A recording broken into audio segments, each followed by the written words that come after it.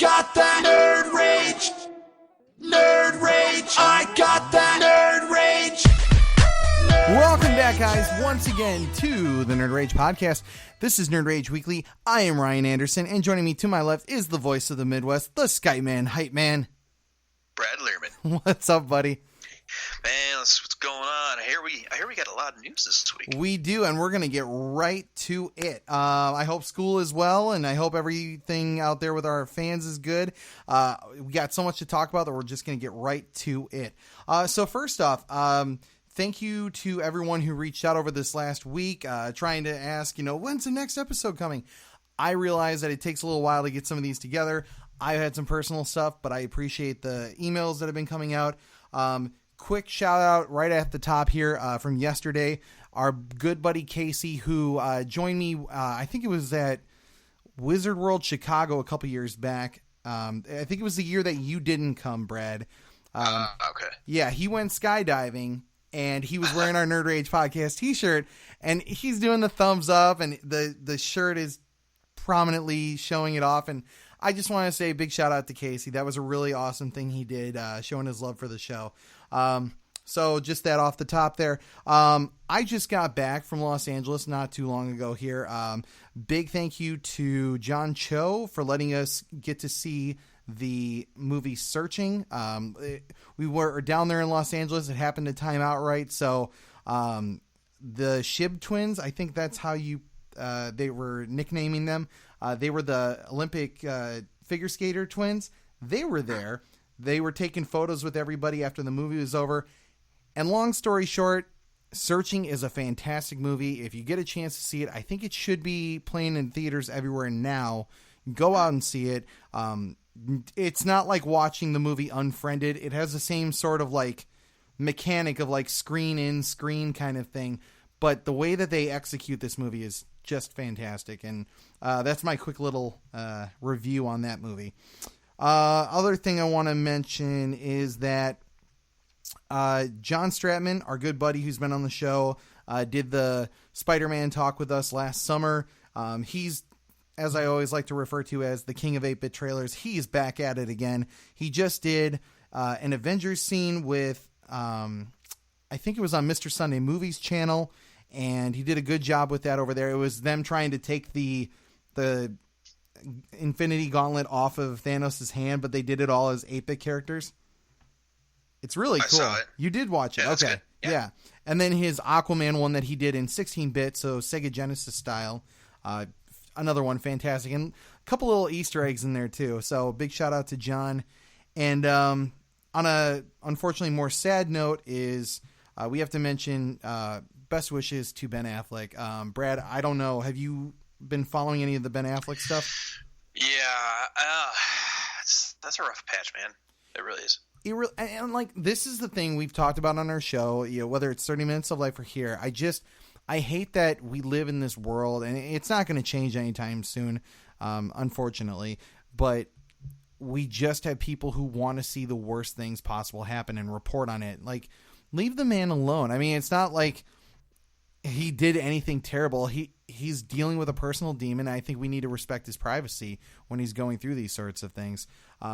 Jennifer Garner, big kudos to her. I mean, her standing up for him and just trying to protect him. Like, I was watching something, I think it was either E! Or I don't know, one of those tabloid kind of things where she literally goes out to the scoopers and reporters and all these people and just told her, hey, can you just respect his privacy? We just need some space. If you guys want to take photos, do all that, but not now.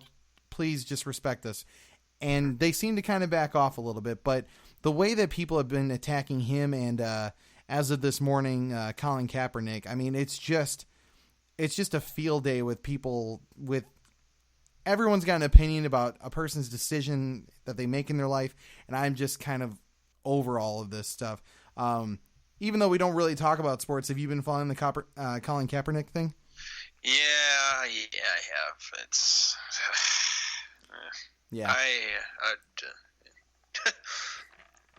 To bullet point that one really quick, all I'll say is Nike knew what they were doing when they put this whole thing together. half of it was for business, half of it was for social media campaign.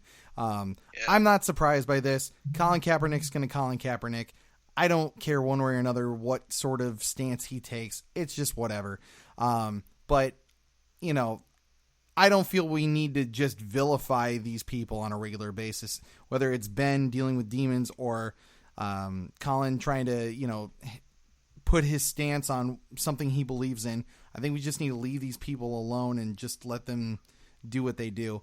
But anyways, I want to talk about this week's big scoop. Are you ready for this one, Brad? Let's hear it.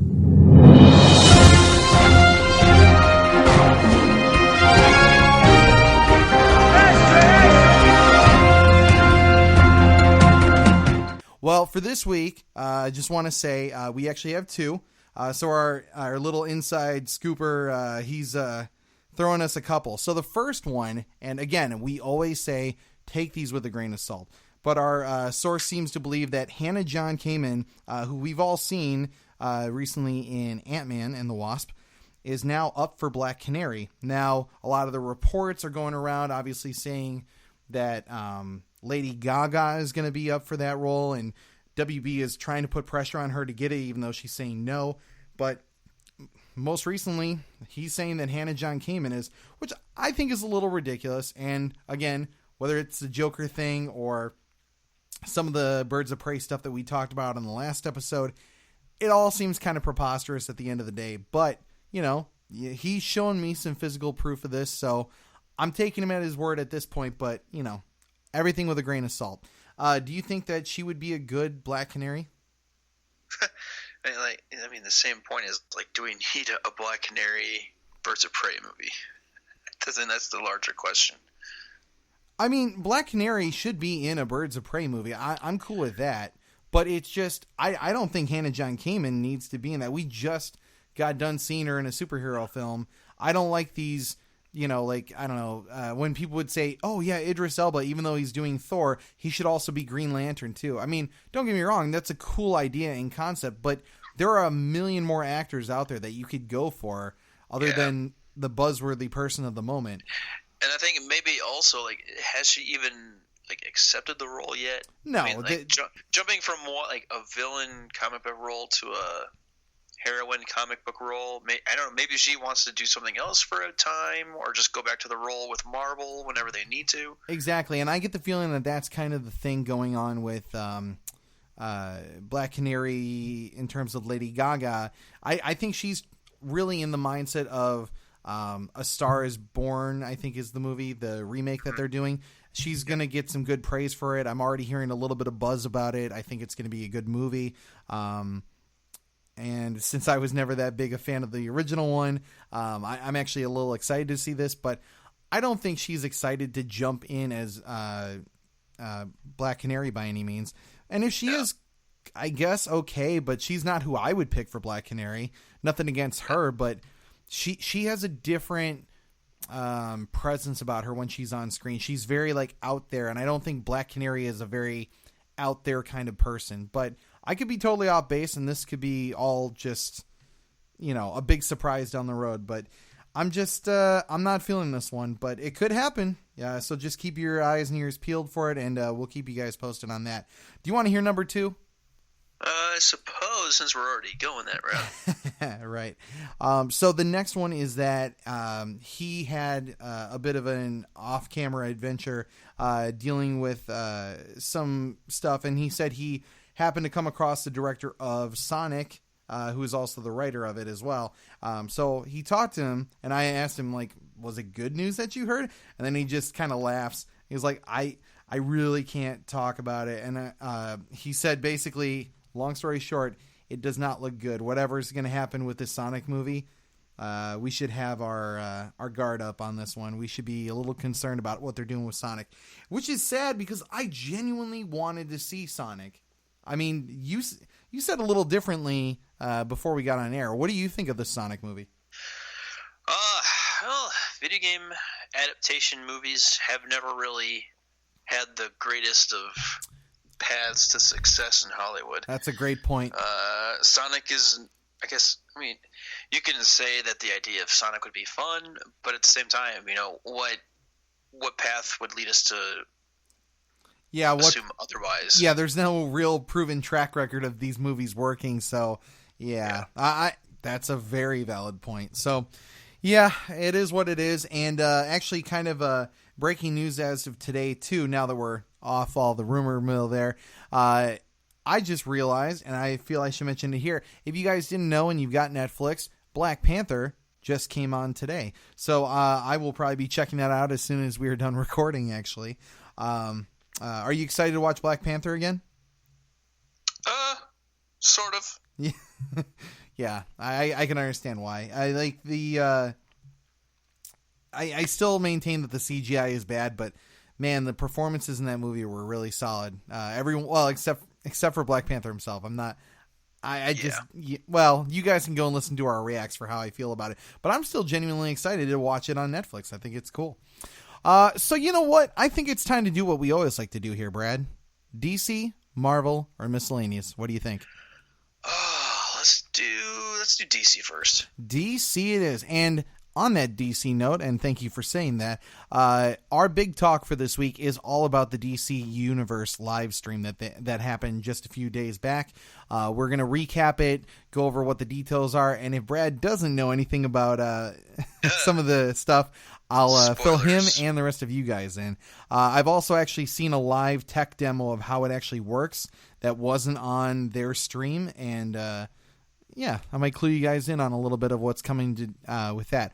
So yeah, let's go into DC. There's a whole lot there. First off, as we always like to do, there is TV talk. So with TV talk, we've got Gotham. And Gotham is going to be introducing the Mutant Leader. For those of you who do not know, I actually told Brad about this yesterday. The Mutant Leader was from The Dark Knight Returns. And I basically said, for those of you who don't know, it's... you picture Bane essentially, maybe with some biker chains and no venom. It's a big beast of a character who took it to Batman, and he's apparently going to be on Gotham. Do you think that this was a good direction for them to go, or should they have stuck to more like origin stuff of characters? I mean, you could still do an origin of the Mutant Leader in Gotham. That's not a bad idea, but at the same time, how crowded is the picture of villains getting already? Well, see, that's the thing, and this happened just maybe in 2 hours before I got on here. I can't pronounce his name properly, but the director of Gotham, the one who just took over, I think in like the second or third season, he actually put it to the fans, and he said, what would you like to see in terms of villains or how we do things on Gotham for this final season, which I hate saying that because, there's some people like myself who want Gotham to keep going on. But I basically said, like, my bullet points would be, I would love to see a blob-style Clayface, Poison Ivy riding a plant, Nicholas D'Agosto, who we've seen as Harvey Dent, actually become Two-Face, Jeremiah at Ace Chemicals, even if he doesn't fall into the pit, Man-Bat make an appearance, Riddler in a question mark suit, full-blown Grundy. I think most fans will know what I'm talking about when I say that. And then maybe cameos from interesting characters from the DC universe like Calendar Man, The Question, or Wildcat would be a plus. And I was like, please and thank you. And I got a couple likes on that. But I still want to see what genuinely happens with Gotham. And I think they're going to kind of throw everything at the wall at this point because the characters have been developed enough. I mean, if we're being totally honest, you don't need to really know too much more about Bruce Wayne and how he ticks or, I don't know, Catwoman's backstory. Like, at this point, you can just kind of go balls to the wall. And in, I think it's 12 episodes that they've got left, just let everything go crazy. Because Gotham right now is in a state of, like, well, turmoil. For those who... I don't want to spoil it if you haven't been caught up on it, because I forget, where are you in Gotham right now? I haven't watched it since the first season. You weren't, weren't you catching up? No. Oh, you should, man. It's good stuff. And it's all on Netflix right now, too. But anyways, the whole city is in chaos now, and they basically left it that way at the season finale. So basically the villains are kind of running the whole asylum at this point, and the asylum now is all of Gotham City. So I'm really excited for what happens in this final season. But that being the case, we'll get to see the mutant leader along with a bunch of other villains that they've been teasing, and we'll keep you guys posted on that. Keeping on here with all of the TV talk, we've got some news about Doom Patrol. First of all, they cast Brendan Fraser out of nowhere. No one saw this one coming as Robot Man in the series. So he's kind of going to be doing a two-parter. He'll be the human form of him before he gets in his accident and becomes Robot Man. For those who don't know, Robot Man was like this stunt car driver, and then obviously becomes Robot Man after the accident. And then he'll actually do the voice of Robot Man as the series goes on, and he becomes that character. And then Alan Tudyk, who was probably most recently seen in terms of DC continuity on that show Powerless that I would not shut up about and is now not on the air anymore. And he'll be playing Mr. Nobody, the villain of the series. So I'm very interested to see how both of these two fare. They're both veteran actors who kick ass in pretty much anything they do. Does any of this news particularly excite you, Brad? Brendan Fraser. I know, right? From the Mummy to this, right? I kind of like the casting. I'm wondering, if is he going to be like Rusty? Like, I don't know. It's kind of a Rusty-looking robot, yeah. Well, I mean, like Brendan Fraser in general. Like, he hasn't acted in a long time. Actually, no. He's on the. Remember the movie from last year, All the Money in the World, that Kevin Spacey was in? And, well, because it's Kevin Spacey, they kicked him out and then they put Christopher Plummer in? Ridley Scott directed it? Okay. Yeah, so that movie has an FX series that's going on, I think, now still. And then one of the main characters that was in the movie is also in the TV series, but that person is actually being played by Brendan Fraser. So everyone was touting it as Brendan Fraser's big return to media. Because, yeah, I was like you. I was like, yeah, where's he been? Because the only time I hear anything Brendan Fraser come up is when people are talking about they saw a rerun of The Mummy, or there's that gif of him doing that kind of awkward clap at an award show. That's like all I ever hear. And then this comes out of nowhere, and I'm like, yeah, sign me up. Brendan Fraser in the DC universe? Hell yeah. So, yeah, I want to see what they do with him. We got to see some images just as of a few days back, actually, now. And they're on our Twitter, too, and our Facebook, so you guys can go and check them out. We get to see Negative Man. We get to see Elastic Girl, April Bowlby, who we talked about, both of those two being casted before. Crazy Jane, who I kind of mentioned to you is basically like Legion, but the female version over on DC side, and then Robot Man himself. Unfortunately, not Brendan Fraser, just the stunt guy who will be in the suit. Yeah, I know, but still cool. The thing for me as a DC fan is, I said it first and foremost, I never thought that Doom Patrol would ever come to life, like on screen in live action in any capacity. It's the same feeling I felt when I saw X-Men in the theaters for the first time back in 2000. I was like, I can't even believe this many heroes are coming to life. It just doesn't feel real. And I saw that image of them and I was just like, I'm still just blown away by it. I can't wait to see how it turns out. It still kind of makes me speechless that we're actually getting Doom Patrol. But that being said, there's still more TV talk here. So we've got the Arrowverse, which we found out now is going to have Lois and Clark. So Lois and Superman will actually be in the crossover, but they're going to be getting rid of Legends of Tomorrow and Black Lightning from joining the roster in this crossover this year. But we get Batwoman. We get Lois and Superman. They haven't cast Lois. Quick off the top of your head, who would you pick for like your ideal Lois Lane? Ooh, I was watching like a recap of the DC stream, and they were throwing out names that, it wasn't. It was people. It was women that had played Lois Lane in the past. Oh, okay, like Margot Kidder and. Yeah. And then, basically somebody that hasn't played her yet, Right. I would assume. Oh, man. Oh. I did put you on the spot there, so if you think of a good one, come back to me. Yeah. They had Channing Tatum's girlfriend or wife. I always forget what their relationship is. She was already in the universe. No, that's what I'm saying. They had her as Lois Lane's sister already. So I'm almost thinking of someone who looks relatively similar to her. That's what I was going to say. Gotcha. But the idea that they're kind of making their own little Justice League. I mean, you've got Arrow, you've got Flash, you've got Batwoman, Superman. Supergirl will be on there. And I think there's one more that I'm totally forgetting about. But yeah, nice little gathering of heroes for the crossover this season. So I can't wait to see how it turns out. And over on The Flash, speaking of him, we've got some new castings. We've got Caitlin's father being played by Kyle Sokor, who I don't know a whole lot about his work, but still cool. We know that her father's coming along the lines down the line here. And we've got some villains too. So we've got Spin, who traditionally is played is a male character, but is getting gender swapped, which we saw that last season. Not a big deal with a kind of lesser known character like Spin. Then we've got Ragdoll coming, not to be confused with Dollman,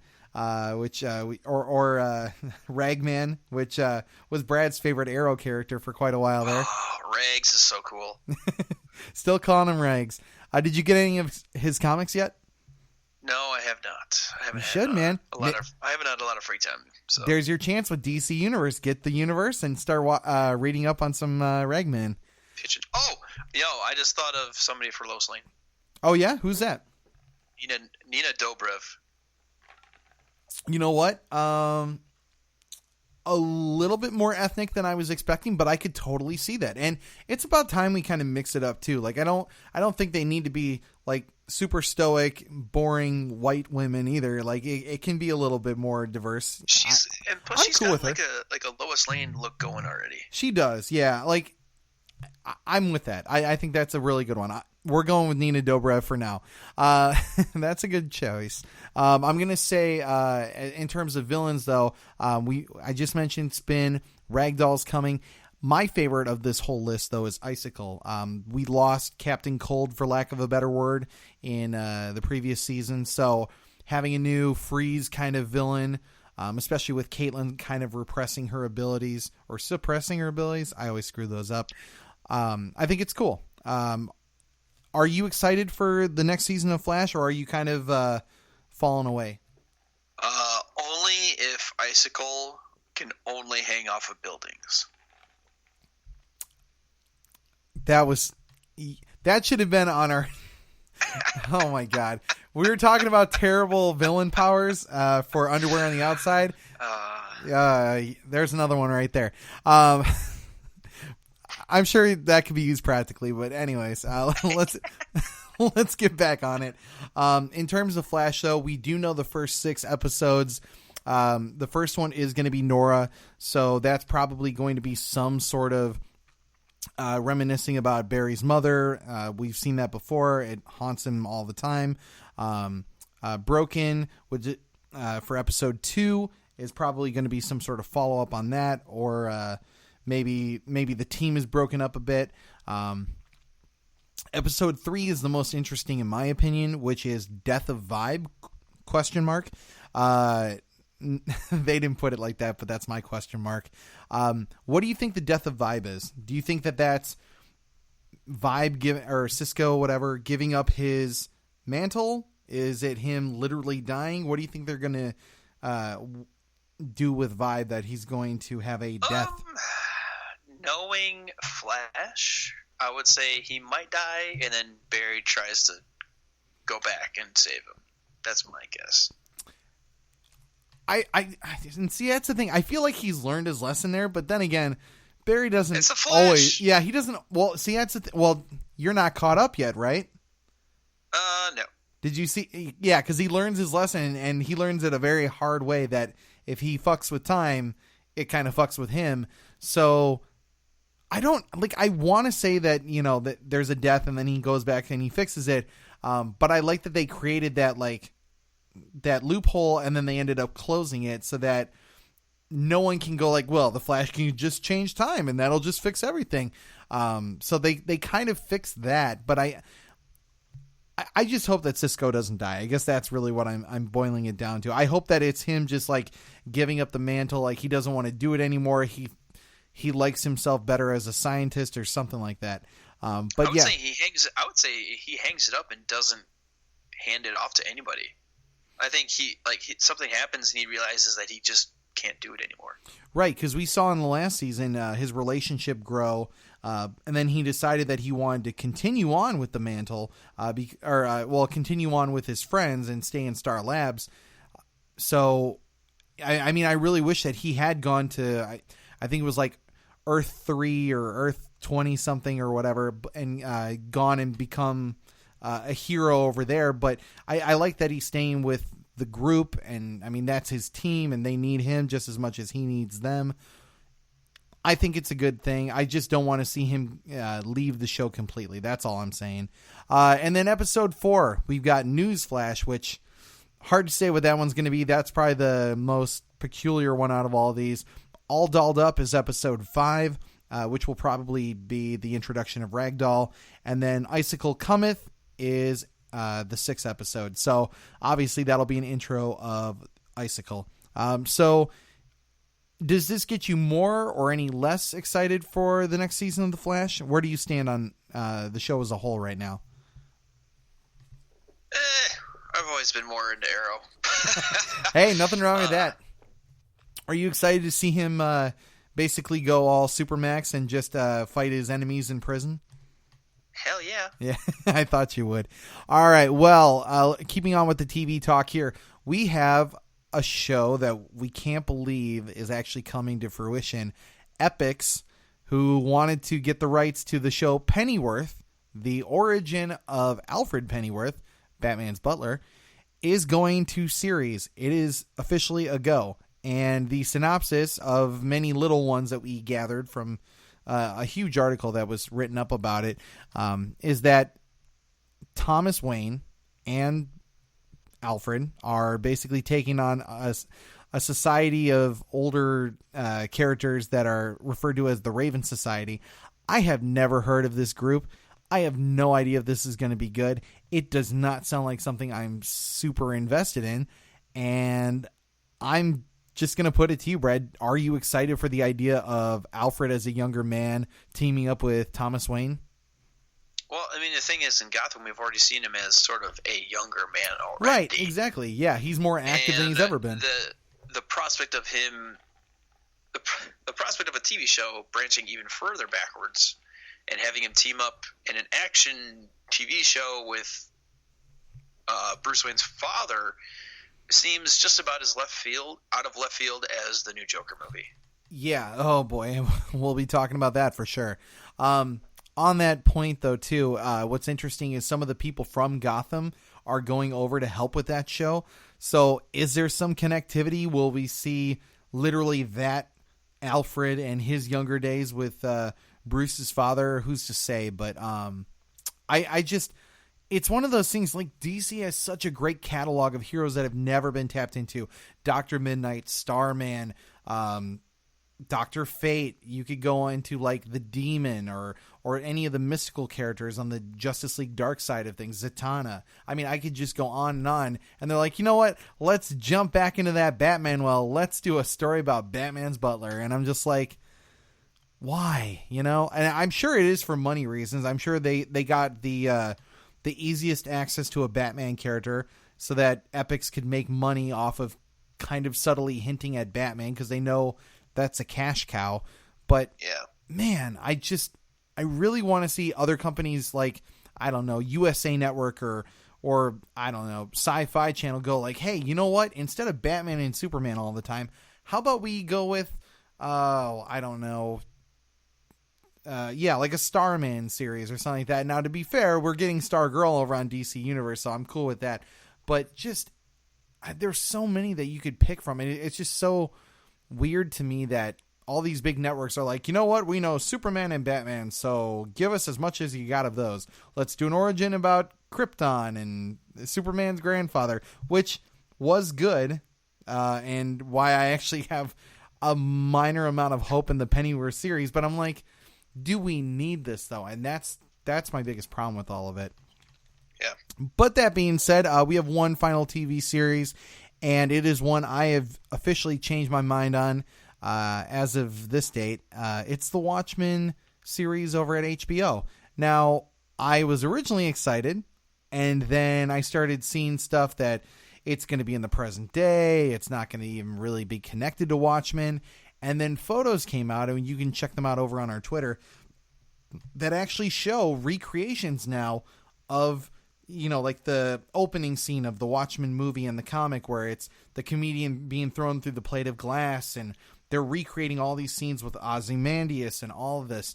And seeing it is almost like being back in, oh man, I want to say it was like 2011 when Watchmen came out. It might be 2010, maybe. It could be. But yeah, right around 2011 was when Green Lantern came out. Either way, when that movie came out, though, I remember looking at all the production stills and all the stuff that was going around it, because obviously we weren't doing this, but I was doing my own little, find out what's going on behind the scenes back at that time. And I just remember getting so wrapped up in it. I was like, I can't believe this is happening. And I'm seeing a lot of the same imagery, even if it's more on a TV budget. And I'm kind of getting sucked back in again, because it's giving me kind of all the feels. So yeah, I want to know, what do you think about Watchmen going to TV? Do you think that this is going to pay off, or is this going to be just a bad attempt at something that was already done well enough? I think it'll benefit from being a TV series. Here's the thing. It taking place in modern day, which means it might be some newer content that isn't explored in the comics. Yeah. But at the same time, it's still a good way to expand it, given the fact that they have multiple episodes to establish all these characters and their this new environment. Yeah, exactly. And see, that was my biggest problem with it. It was the fact that it seemed like they were going, okay, everything that you saw in the Watchmen movie or read in the comic, that's all this part of the past that we might bring up from time to time, and you might see it, blah, blah, blah. I want to see almost direct connectivity, and seeing physical scenes that are out of the comic book being a part of the show says that, and I was saying this to you before we got on air, I look at this almost like how the Minutemen parts were portrayed in the Watchmen movie and in the comic books, where it was like you almost flash back to those as like, oh, these things are what influenced the present day events that we're watching on screen now. Even if they flash back and say, the comedian's death, or what Rorschach did, or how Night Owl, took on Justice, and all these different things that made up the Watchmen story are what are influencing these present day events, that I can totally accept that, because it's about time that we try something fresh. Because I didn't want to see Watchmen just done bit for bit as a TV series. Because, aside from a couple little details that you actually get in the Ultimate Cut, you got that in Zack Snyder's version. So I didn't think that it would have been necessary. But taking the core story, flashing back to it, and using it to inspire current events, I think that's cool, and I want to see what they do with that. So I am back on board. Don't fail me, Watchmen. I want to see this show. It kind of makes me feel like I want to go back and watch the movie now. Dude, do you have Amazon Prime? I have the Ultimate Cut already. Oh, you do? Okay. I was going to say, because you can actually stream it on Amazon Prime right now. Yeah, because I have the Ultimate Cut too, with the Tales of the Black Freighter and all that stuff, and I wanted to go and watch it, and I was just like, I don't know, I've become so stupidly like millennial lazy, where I'm just like, man, I don't want to put a disc into my drive. That just seems like a lot of work. Dang, right? I know, God forbid I actually put a disc into a drive, but then I saw it was on Prime. I was stroking my chin, I'm like, you know what, I could totally just stream Watchmen right now. And even though I already own the movie, I ended up watching it that night. And then I did, like I mentioned on 30 Minutes of Life, I ended up watching Ninja Assassin again. And that movie, man, it holds up. I'll leave that at that. But yeah, Watchmen, I'm all ready. So let's get into our top 3 here. So at the number 3 spot, just a little thing that I wanted to bring up. There was a campaign and a story that broke out that continued on from right around March of earlier this year, where Tom Cruise was going to be put in for Green Lantern. Now, the report coming out is a continuation of that, coming off the back of Mission Impossible. The report is saying that Tom Cruise is the front runner for Hal Jordan in Green Lantern Corps, but the problem is that they want to kill off his character by the end of the movie, which I am mad for 2 reasons. 1, I don't want to see Tom Cruise die, and 2, I definitely don't want to see Hal Jordan die. So apparently he put the ultimatum back. He's like, either I don't die and you rewrite this script, or I'm just not doing this role. So whether it's true or not, I think that this is cool. I would love to see Tom Cruise actually in the role, because there's a few people I can think of off the top of my head. Like, they had Bradley Cooper in mind at one point. There was the young actor who, right around the time of Justice League, we were saying he could be, I think it was Dan Boyle, actually, now that I think about it, that could have been good for the role. There are some good candidates out there, but no one is the immediate pass-fail more so than Tom Cruise. You put Tom Cruise in pretty much any role, and either it's the best thing you've ever seen or the worst thing you've ever seen. And at the very least, it'll make money, you know? Well, to his credit, he has done very well in the last 6 or 7 years. Unless you count The Mummy, which is my example of bad and good. We're gonna keep that one out, because that's not his fault technically. Not really, no. And again, that's rush production. A lot of the bad planning with the Universal Monsterverse and all that stuff, Dark Universe as they were calling it. I think if you give him some level of producer credit, I put him in a similar capacity as like Ben Affleck, in the sense that I think if you just give any old director Tom Cruise and you just say, let him have fun with it or whatever, you don't really churn out the greatest movie. But if you give him some creative control, he knows himself well enough, and he knows how to make himself pop on screen in the right ways, just like Ben Affleck, that if you give him that control, you can turn out a pretty good performance, just like he did in American Made, which I highly recommend. Obviously, the Mission Impossible movies have been just fantastic for his career. And I'm trying to think of some more other recent ones, but, I can't think of any other than The Mummy that have been really that bad. So, more of that. Like, I really want to see Tom Cruise step into that role, take charge, and, like, be the definitive Hal Jordan, so that it can not only make, enough money to be, viable.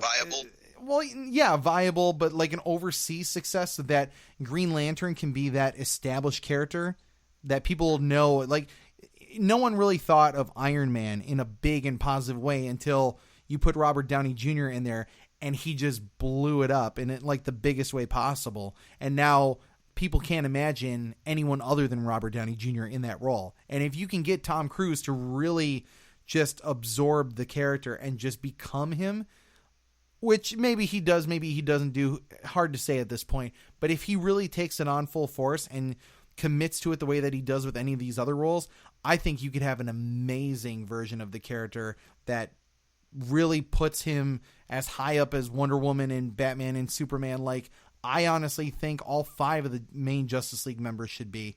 I think Ezra Miller needs his time to shine too, because the Flash is such a great character that he should be as well known as, DC's big 3. But do you think Tom Cruise is the right man for the job? I think it would be cool. Yeah. Let's think of all the inside jokes. You'd be like, it's like, I think you'd look good with a mustache, Superman. Oh, yeah. I actually thought you were going the Top Gun route with it, because that's what you said last time we talked about him. Oh yeah, that too. But like, just like all the inside jokes you could have with like Henry Cavill and stuff like. Oh yeah, totally. Yeah, and then we've got some Henry stuff to talk about later, but we'll keep going here. So that was our number 3. At number 2, we've got some Joker stuff. Brad kind of alluded to it in the beginning. Oh God, let's get this over. The deepest sigh that you could possibly imagine. We've talked about it. I don't want it. I don't see the point of it. I do love almost every single possible DC character there's ever been.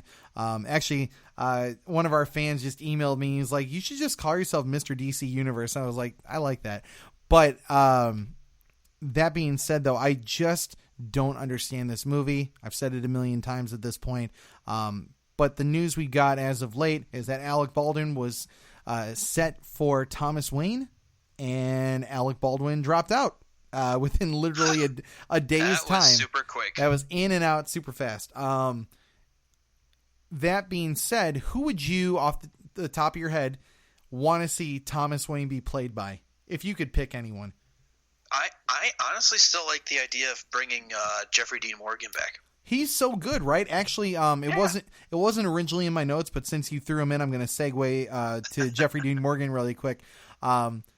Not only was he great in Watchmen and The Losers for DC, but I love him as Thomas Wayne. Now The Rock is actually courting Jeffrey Dean Morgan to play Lobo for DC. Oh my goodness. And Jeffrey Dean Morgan wants to do it. I think that's because the option to give it to Jason Momoa passed a long time ago now. Yeah, true. But he's got that, like, if you think about the way the comedian was characterized in the Watchmen film, I think he's got that level of sarcasm that actually would really work for Lobo. Plus, that guy looks badass when you put a cigar in his hands. So yes. I could see him being the main man.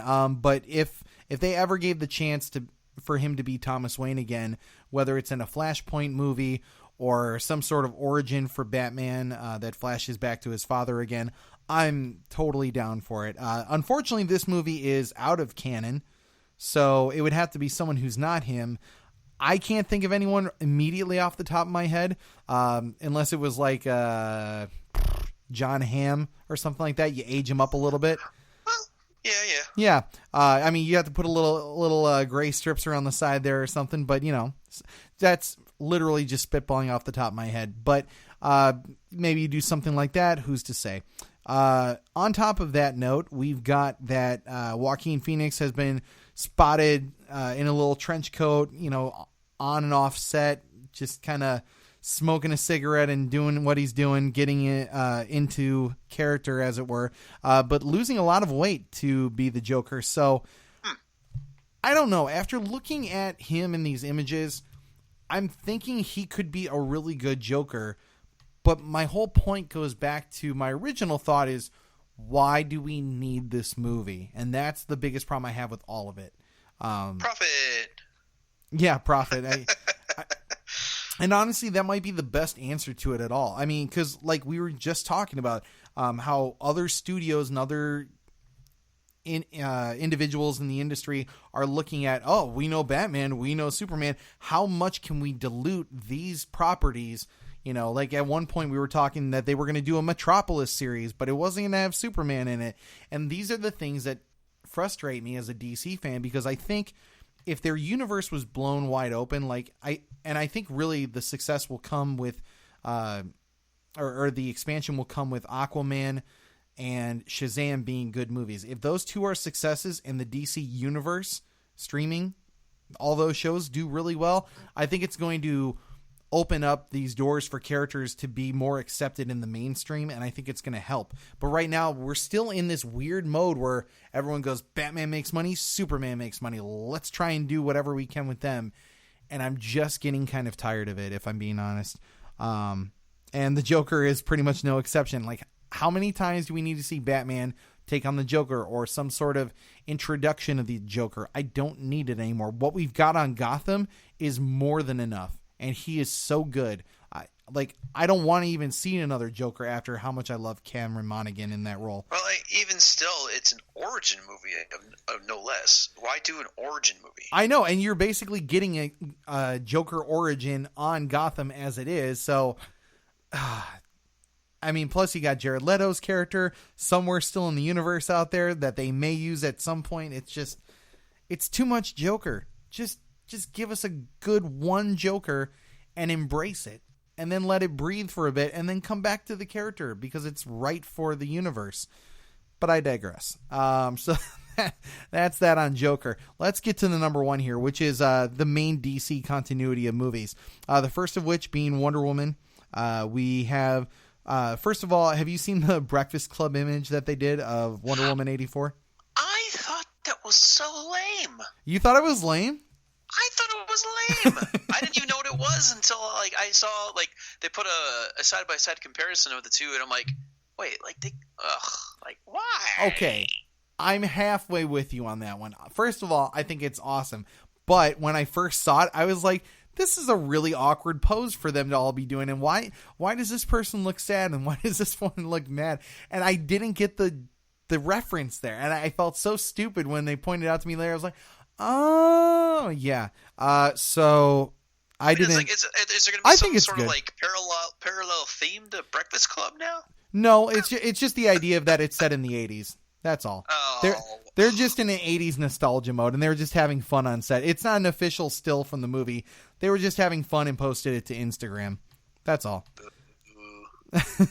But anyways, the news gets better than that, Brad. I'll just say that much. So, first of all, we have confirmation now that Robin Wright, who played Antiope, who... spoilers for anyone who hasn't seen Wonder Woman, I feel like most people have at this point,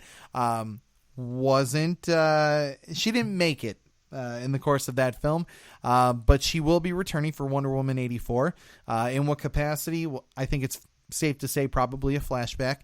And we know that Connie Nielsen will also be returning as Diana's mother, Hippolyta.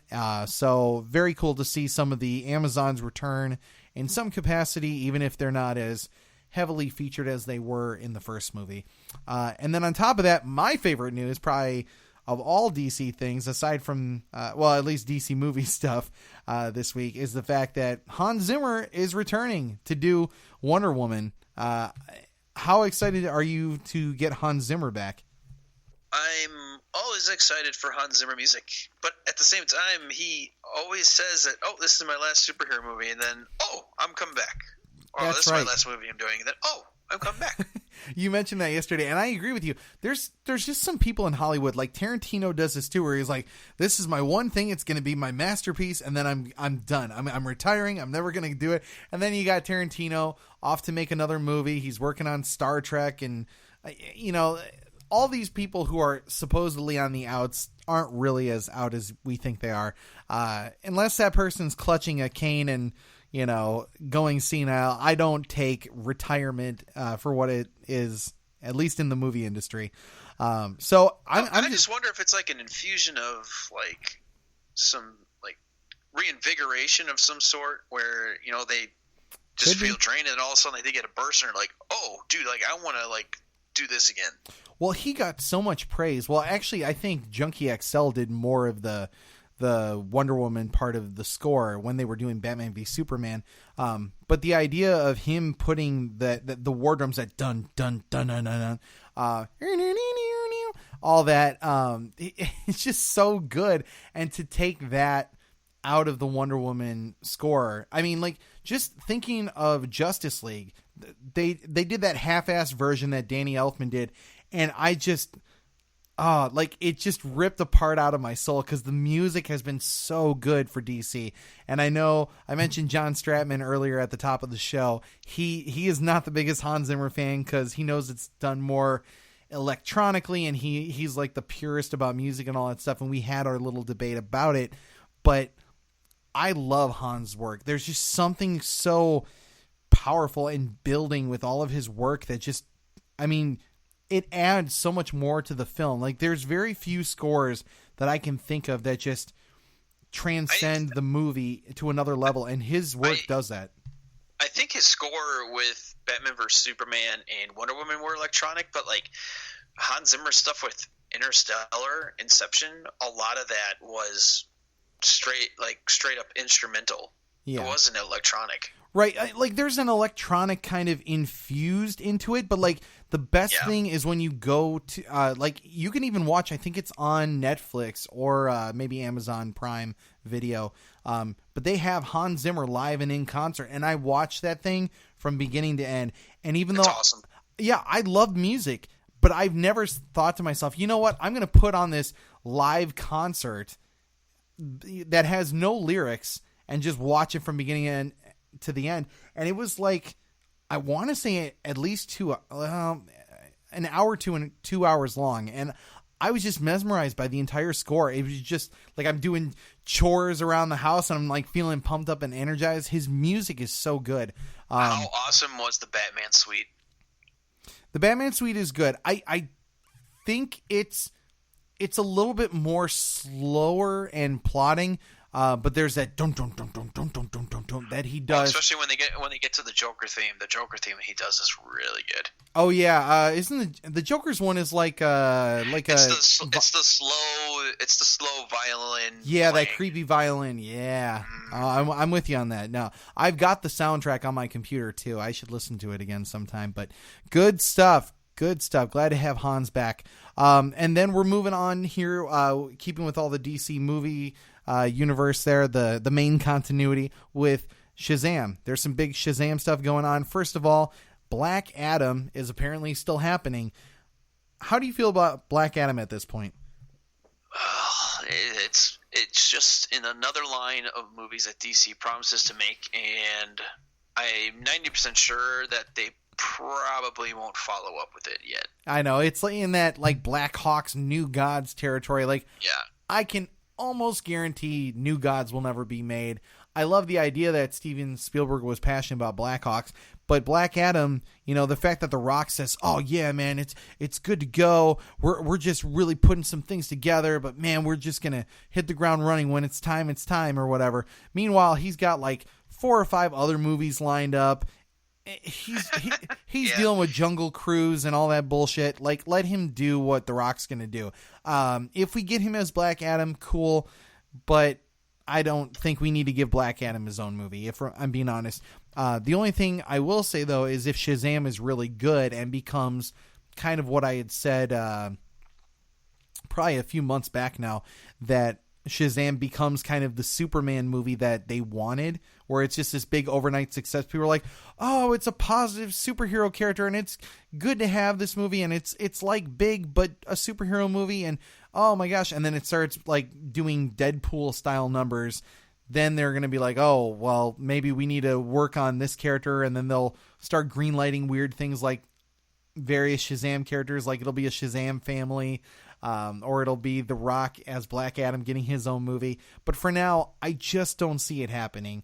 But I love that The Rock is passionate about playing that character, because he looks like he's done the research talking about, how he knows that Black Adam was a slave, overcoming the oppression that he had dealt with. Like, he does have an appreciation for it, but I just don't think it's right. Well, or at least the right time for that character to come into fruition. That being said, we get new Shazam images. One which is just him in the suit. It's a better look than we've seen yet to date. My favorite thing, though, is we finally get to see Mark Strong as Sivana, or Dr. Sivana, and he's holding the wizard's staff. This is the first time we've seen this.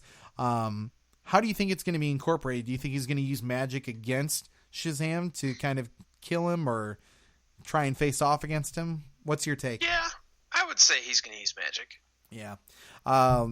It's going to be an interesting movie, to say the least, because it's so out of the park from what DC's been doing as of late. I just really want to see if it wows people, or people go, "Oh, maybe we did want a darker, grittier film. Now that you've given us this lighthearted there, maybe you need to bring it back." But I want DC to be diverse. I've said that before many times. So I think the idea that we can have a Batman v Superman movie, and it's got a lot of complex themes and imagery and a really heavy duty showdown where it's just like, I hate you, and like like that sort of conflict. Yeah. And then at the same time, you can have a lot of jokey characters like, yeah, remember that stupid fight with those two that knuckleheads that couldn't get their act together? The fact that you can do that and then still kind of have Wonder Woman fall in the middle of all of that, I think that just makes a more interesting universe as a whole. So I hope that, as we progress further, DC will start to find kind of more of a balance. And it sounds like from the early reviews we're hearing about Aquaman that's going to be the case. And they're off to a good start here. So, last bit with Shazam that I wanted to bring up. Rumors are popping up again that Superman might pop up in Shazam as a cameo. Do you think that this is going to happen? Yes or no? No. No, I doubt it. I'm only going to say yes in the fact that I keep hearing all these bullshit rumors left and right where it's like, oh, Henry Cavill's in one day and he's out the next, and they can't agree on this and that, and I don't know if any of that's true. I really don't. But Henry seems to have a love for the character, and I don't think it's this, like he's at odds with Warner Brothers about anything. Maybe they can't agree on the contracts and all that stuff, but I do genuinely believe that if they wanted him, he'd be in it. And the fact that they're referencing so many scenes from Man of Steel and Batman v Superman and all the memorabilia with it, I feel there's got to be at least some loose connectivity to it. And what better way to bring it all together than have just Superman just pop up at the very end, like, just say something inspiring to him, like, I've been taking care of this over here, but I saw you just take care of this guy, so I didn't have to, keep up the good work or something, and then just fly off. That's all you need. And then, like, you could just see Shazam's jaw drop as he's totally in awe, like, what just happened? And then, fade to black. And that would be a great way to do it. But it's hard to say. We'll see. So that's DC for this week. What would you like to move on to next, Brad? Marvel or miscellaneous? Let's do... I want to finish with Marvel. Let's do miscellaneous. Okay, miscellaneous it is. So there's some good stuff in here that I think you're going to enjoy. But we got to talk about something that we don't enjoy, which would be a little movie by the name of The Predator. Our surrogate number 4 slot that we throw in anytime Predator gets brought up. And we've got some new images. Nothing really fancy, just more Predators kind of hulking out and doing what they do. But then we've got the final trailer for Predator. What do you make of this, Brad? I thought the musical choice in it was awful. Oh, it's terrible. Awful. Yeah. I mean, I guess they could do worse, but man, they could. Whereas you weren't a big fan of the Predadogs. Those stupid hunter dogs. I actually didn't mind them. I still can't believe that they got Predator dogs. Like, well, finish your thing, and then I'll get on my whole rant about Predator dogs. But we got to finally see a little bit more Thomas Jane in the movie. Yeah, that's true. So hopefully his character seems a little funny in a good way. So maybe that'll be a bright spot. We got to see a lot more of the Super Predator. Mm-hmm. Still questionable on the execution of how they kind of tell how that actually comes about, but I was optimistic after the second trailer. After the third one, I'm really in the middle. Really, you're fading away. Well, okay, so there's a multitude of things in here that I want to break down. First of all, the CGI, no matter how dark you make it, it looks like shit. Like he shoots one guy in the chest, and his body basically like explodes and flails everywhere, and I'm just looking at it like, God, that looks so bad. So that was the first thing. And I got to see the unproduced version of it, or like the special, well, I can actually say it now. Like I saw Predator, big surprise, everyone. But I saw it way before all of this was finished. And even though they had me sign the NDA, I don't think it applies anymore because they changed the third act. So it's not even the same movie, I'm sure, at this point. And I'm seeing some different scenes and whatnot. But the whole split apart of the torso and all that, like the CGI looks terrible.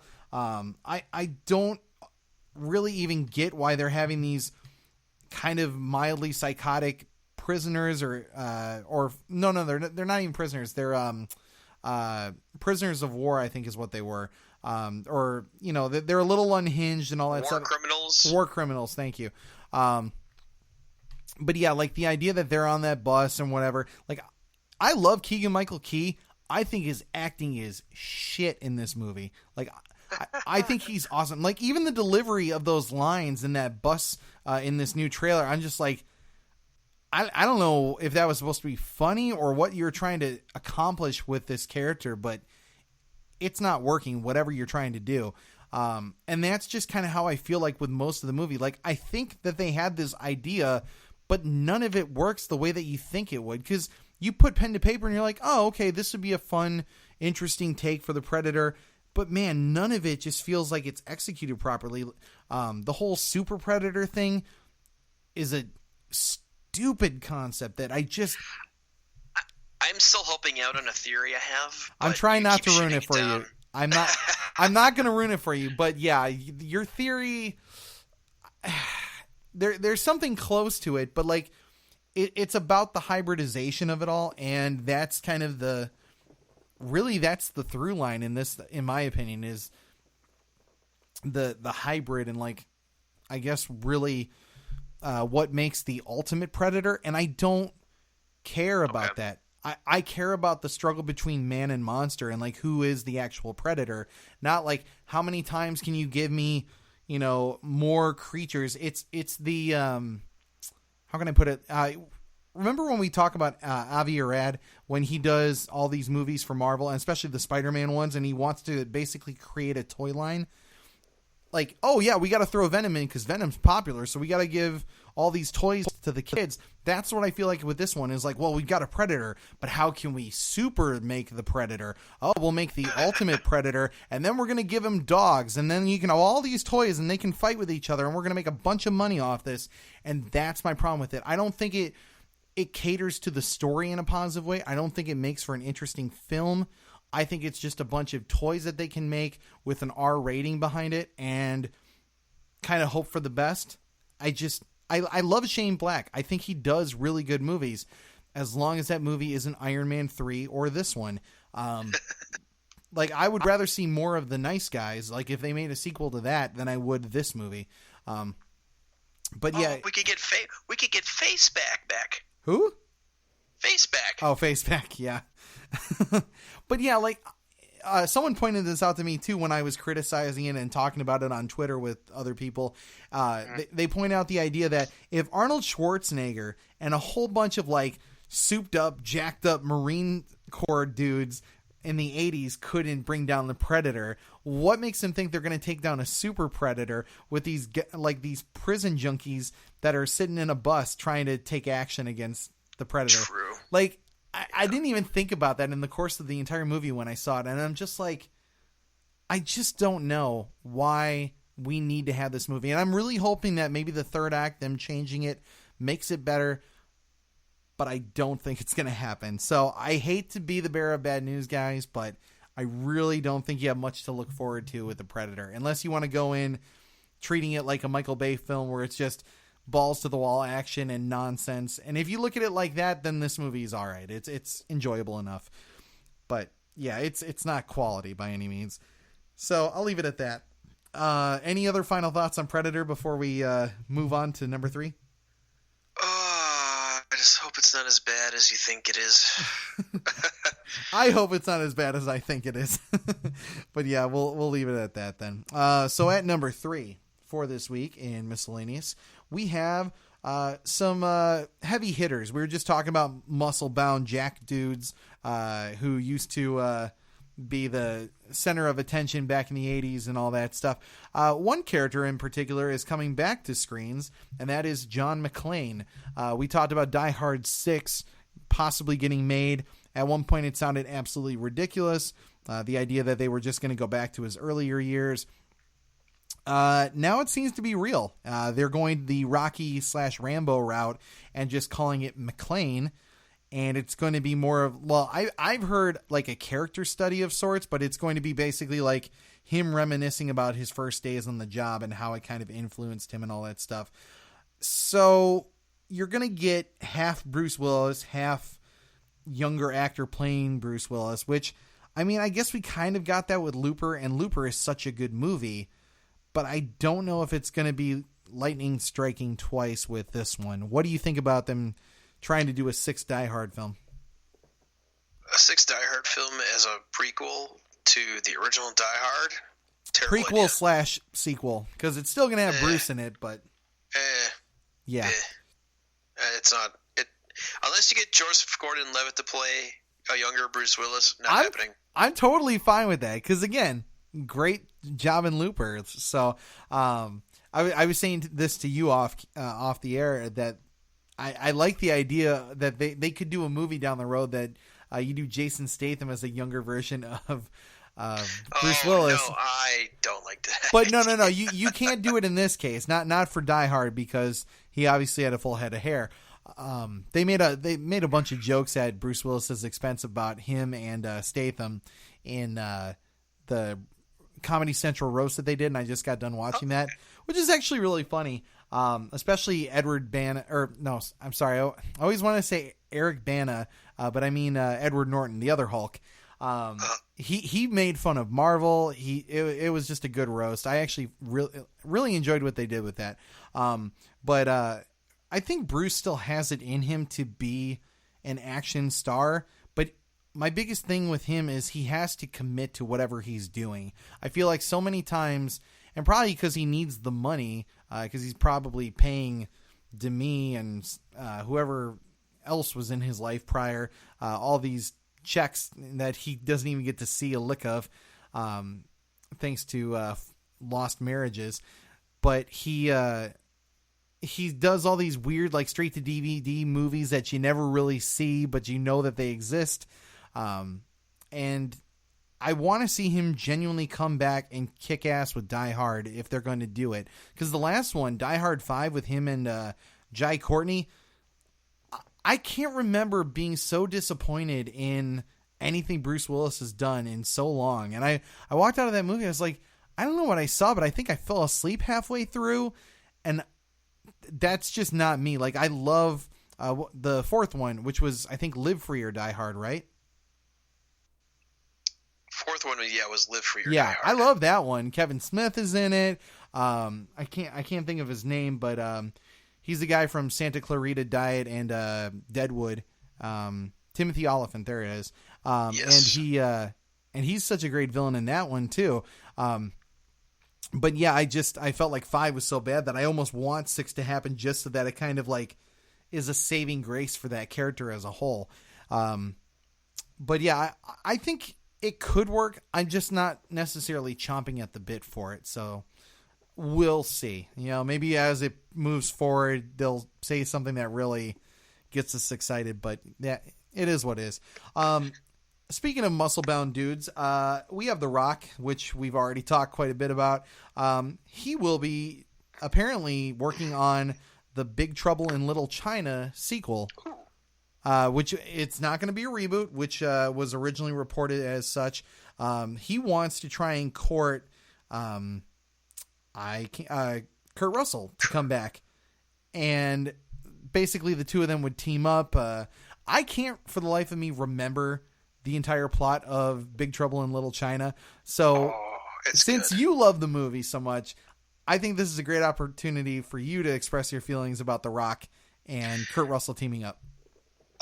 Okay, so obviously spoilers since that movie's almost 25 years old now. Of course. The end of the movie basically sees Kurt Russell driving off with his semi truck, and you see one of the monsters is kind of hanging on the side. So I'm wondering, do you pick up with Kurt Russell in a different city, and all the chaos starts again, and The Rock is kind of there to help, or maybe The Rock is a villain? He could be. Well, I kept hearing that he wants to fight side by side with him. So okay. That's not bad. I think it's more of a passing of the torch of sorts, where it's going to be like, instead of alienating people, because I will give credit to The Rock, 50% of the time I think he's a smarter man in the room than most people, like in terms of business sense and how to kind of read the room. And I think he knows how reboots have been addressed by people, whether it's over social media or just in terms of box office. And the idea now to even have loose sequels is better in most people's mind. You know, like we were talking about Halloween, for example, how it's kind of letting all those other sequels go, and it's just kind of like picking up from like the first one and forgetting everything along the way. And then just being like, yep, this is a sequel. Forget all that other stuff. I almost kind of feel like this is similar. Maybe it doesn't have all the sequels in between, but it's just like, it doesn't really matter necessarily what happened with the first one. Just you want to see The Rock basically kick ass and do that same sort of movie that Kurt Russell did all those years ago, but not to alienate you and think that they're just going to try and do the same movie all over again. We're going to get Kurt Russell in here, and then we're going to have him team up, and then it's going to be like a passing of the torch. Do you think that works though? I don't like the whole passing of the torch thing. Yeah, that's my. Well, I'm okay with it in theory, but then I think back to like Indiana Jones and the Kingdom of the Crystal Skull, where they're like, you know what, we're going to introduce this new character. His name is Mutt Williams, and he's going to be Indy's son, and that sequel never happened. So, yep. I don't know if the idea is to try and take this franchise and make it a bigger, you know, like multiple sequel kind of thing, or if it's just, hey, I'm The Rock, I see potential in making a sequel out of this thing that hasn't been touched in years.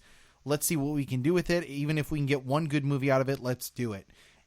And if they get one good movie out of it, I'll be happy with it, because as best I can remember, and this will probably crucify me with most of the people who listen to our show, I barely remember much of it, and I am going to go back because I don't remember it being a great movie by any means, but Brad seems to remember a lot. Do you know if John Carpenter is attached to it? I think it's in a creative role, like he's going to be a consultant of sorts. That's good. I would be very disappointed if they didn't bring John Carpenter to be sort of like a creative voice that can help them throughout the production. Yeah.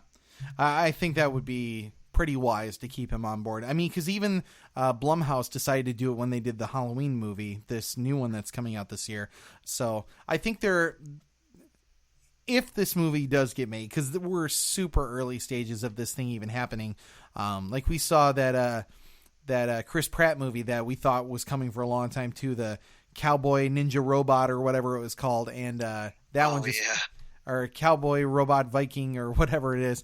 Someone will clear us up on the internet. But yeah, that movie, we thought it was definitely going to happen, and it just kept chugging along, and then it fell apart completely. So, this movie might not even happen, but if it does, we'll see what The Rock does with it. It could be really good.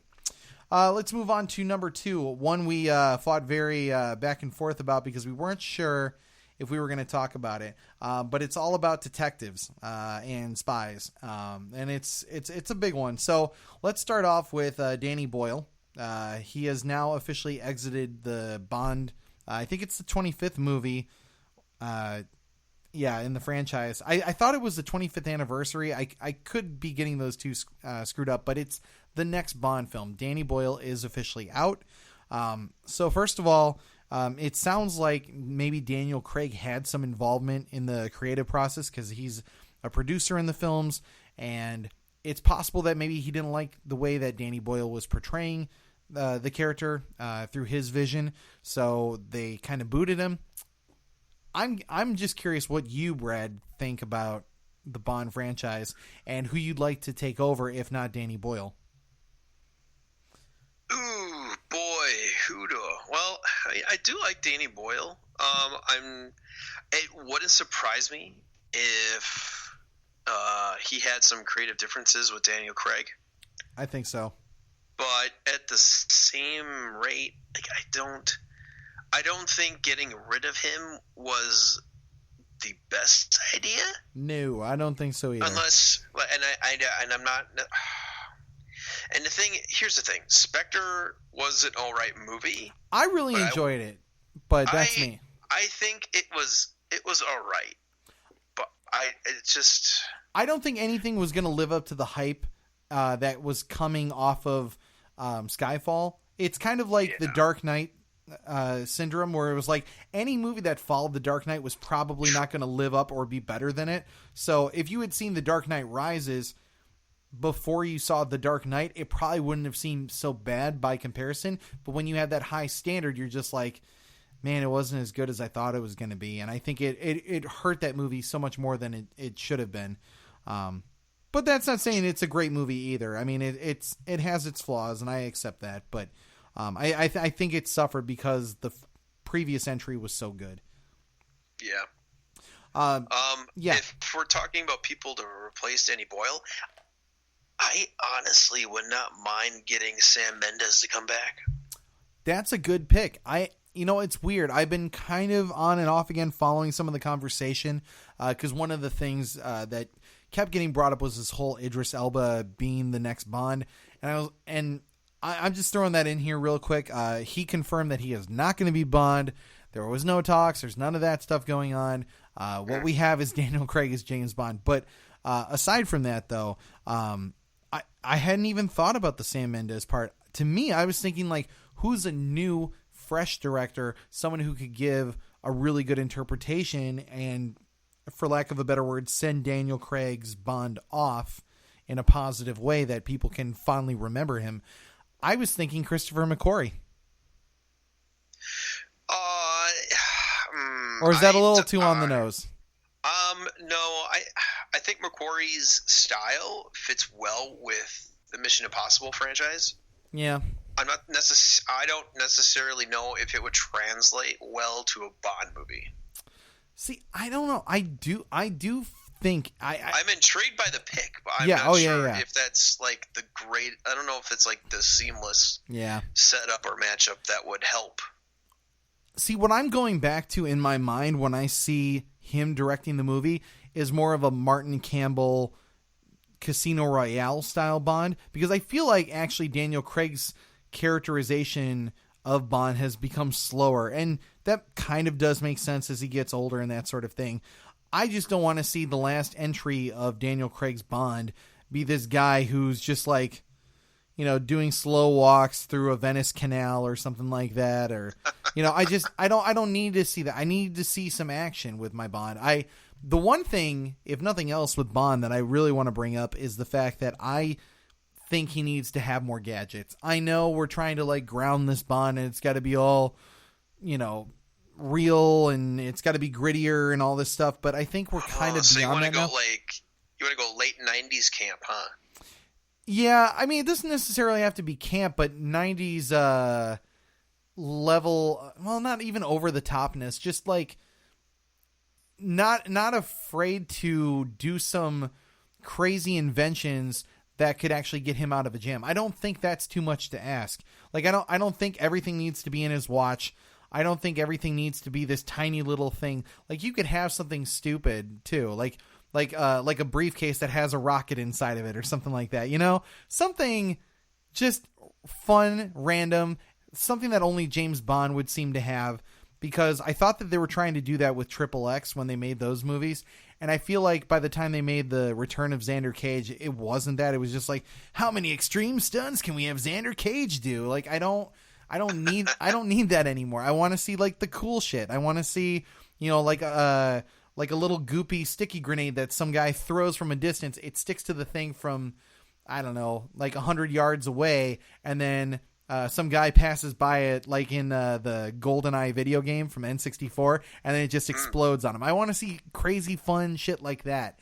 And it can still be a good Bond movie. Like, you can have a fun invention or whatever and still make it serious and, like a good, well done movie. But I digress. I want Bond to be fun again. And I feel like it started to take itself a little too seriously lately. But we'll see. Do you have any specific thoughts on Bond? Something you want to see come out of the series if they for this next entry? I mean, it seems like they're starting the whole circle again, where he actually has a male M again. Oh yeah. So I'm wondering if and then they started the whole Spectre storyline over again. I'm wondering if they start to. I wonder if they try to start implementing some of the Ian Fleming stories that haven't been made into films yet. That would be awesome. I would love that. You know what I want? Now that I'm thinking about it, I kind of want the ridiculous henchmen to come back again. Like I want like an Odd Job or Jaws to kind of come back, something like that. Now you could do it in a modernized way and make it fun too. I kind of like Dave Bautista in The Spectre, but he unfortunately, spoiler alert, he got killed off. Yeah. So. But again, you just do it in a good way. Like whoever you get, oh my gosh, we were just talking about The Rock. Maybe you bring The Rock in, have him do some sort of big henchman type. I don't think Rock would be good in a Bond movie. Yeah, he'd be a little too charismatic for it. Yeah, because you want those guys to kind of be almost background characters. Nevertheless, that's enough about Bond there, but we'll keep you guys posted as it keeps moving along here.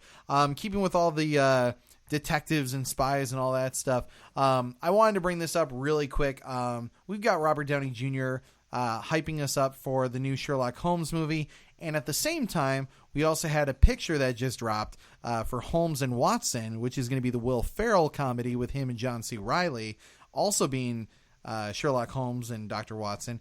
That image has gotten us into a little bit of trouble that I wanted to bring up right here, just because I love that image and I took it from the same places that everyone else took it from, but we got the copyright infringement, blah, blah, blah stuff, and they straight up removed it from our site. And I've still got it, and I'm not letting it go. I don't have a problem with having that image, but I'm sorry for the people who did not get to see it, and if you email me at the show, I have no problem sharing it with you. I think it's silly that they try to remove it. I think it's more of a marketing ploy. Sometimes companies will actually try and remove an image because they want to make it seem like it's a bigger deal than it is. It's really just two guys dressed up in old-timey clothes throwing up gang signs and having fun, and it looks like it's going to be a funny comedy. And I can't wait to see Holmes and Watson. I think it'll surprise a lot of people at how good it is. Same thing with Robert Downey Jr. being Sherlock Holmes. I'm excited for that too. Between the two of those, which has you more intrigued? I actually want to see Downey as Sherlock again. He deserved a trilogy with that character, and I'm so glad that they're bringing it back. Do you want to see Moriarty come back in some capacity? I don't think so. I think they already wrote him off in the second one. Sorry, spoiler, he dies. Maybe I'm forgetting how that ended, because I remember them falling over like a banister into a waterfall. Yeah, that's what it was, and I couldn't remember if they confirmed that he was dead or not, or... Yeah, because Sherlock reveals that he had a breathing apparatus. Oh, well, who's to say that Moriarty didn't think ahead too? He's also... True. Yeah. That would be a nice little swerve there. What a twist. But yeah, so that's what we got for there. And I do apologize that we got that image removed. I will say that I emailed the individual in question who asked for it to be removed, and he has not since written back to me. So I'm thinking it's more of a marketing ploy, because usually those guys, when it's we just want to keep it hush hush and here's why, they'll actually respond to you. This guy did not want to respond, so I'm thinking this is more of a marketing thing. At number 1 though is something that will make Brad happy. Maybe we'll talk about it right now. It's Star Wars. You know we love to talk about Star Wars. It depends. There's going to be some good and bad here, Brad, so bear with me. All right, okay. First of all, I got to ask you, have you seen this new pic? Kind of behind the scenes, it looks kind of like a giant hangar that they're shooting a particular scene in, but it's one of the first actual shots we've got of episode 9. Nice. Have you seen it? I have not. Okay. So to describe it, it looks kind of, it's dark, but lit up in such a way that I think it might actually be like some sort of alien landscape of sorts. You've got kind of orange, I almost want to say they look like Cheetos, but they're not. But they're giant structures that are off in the distance that have like an orange hue to them. But I don't know why. I think it's late. My brain is going to Cheetos here. But it's not the best selling of this image. It's really just a behind the scenes pick. Not a lot of stuff to go on. But I'm very intrigued by it because I'm sure it's more revealing than we think it is. And then later on down the road, we'll actually know what that, we'll have some more context for it. But right now it's more of a lot of question marks when we see this image. And I'm curious what it's going to be. That being said, though, we do have two things that we can confirm, and that is that Matt Smith, who people will know from Doctor Who, being a former doctor himself, is now a cast for Episode 9 in a quote-unquote key role. And some people are speculating, and I don't know what you think about this one, Brad, that he might be Thrawn. Do you want to see Admiral Thrawn? Cool. That's kind of cool. Do you want to see Admiral Thrawn in a movie? That would be cool. I actually like that. The only thing is, how do you fit him in now? And see, that's my hole in this whole theory is like, I don't know how long his particular race lasts, but you have to remember that Luke, Han, and Leia are significantly older. We've had this huge gap in time, and Thrawn was in his heyday, if you will, at his peak during the period of essentially the Clone Wars. From the Clone Wars pretty much to the rise of the Empire, that's really where he was at his peak. So, I mean, that's another good, 40, 50 years. So he'd have to be something significantly older, and I don't know if he'd be either more decorated or maybe had kind of fallen away from all of the battles. I mean, and that might be a cool way to do it. Like, oh, I used to be involved in all this and now I'm not this. And maybe he's more of like an insider as to how to defeat the First Order or something like that. That would be cool. But I think when people think Thrawn, they want to see him, very cold and calculating and directing orders and doing all the stuff that we love from comics and the books and everything that's in media that's portrayed him so well. So, I mean, what's your most optimistic take of having Thrawn in this? What would you like to see him do? Oh, man. Maybe he's got assets from the First Order and he's kind of just going rogue and doing his own thing. That'd be cool. Starting up his own little group to take it to him. Okay, I could see that. Then we also have, on top of Matt Smith's casting, Dominic Monaghan, who people will either know from Lost. I guess some people might know him from X-Men Origins Wolverine. Or probably most notably as one of the characters in Lord of the Rings. He has been cast again in an undisclosed role. What would you like to see Dominic Monaghan do? Because he has a working relationship with J.J. Abrams going back to Lost. So I feel like you don't just cast someone like him to be a throwaway role. Who did Dominic Monaghan play again? In which thing? In Lost. See, I was never the biggest Lost fan. I just remember that he was in it and he was one of the more popular characters. What was one of his recent roles that he's been in? Recently? I think he's been doing Sci-Fi Channel stuff. I'm having a hard time remembering who he is. Well, I mean, you remember from The Hobbit, right? He was one of the other little hobbits. I think if I remember properly, he was Merry. There's Merry and Pippin, and he was Merry. Yeah. On again. You remember him, right? I am drawing a complete... Okay, in Lost, if I'm correct, his name was Charlie? Do you remember Charlie in the show? Okay. Yeah. Okay. I think it's Charlie. Yeah. Gotcha. So anyways, how do you feel about him being in Star Wars? Do you think that he's a good fit? I just hope he doesn't play an extremely hokey character. I don't think so. He'll probably be another member of the Resistance. I'm guessing, if I'm being honest, whether it's Thrawn or not, that Matt Smith, he's got kind of just an alien-looking face. Like, he's the kind of guy that you cast in more of a villainous role, which is why I was surprised that they made him the Doctor.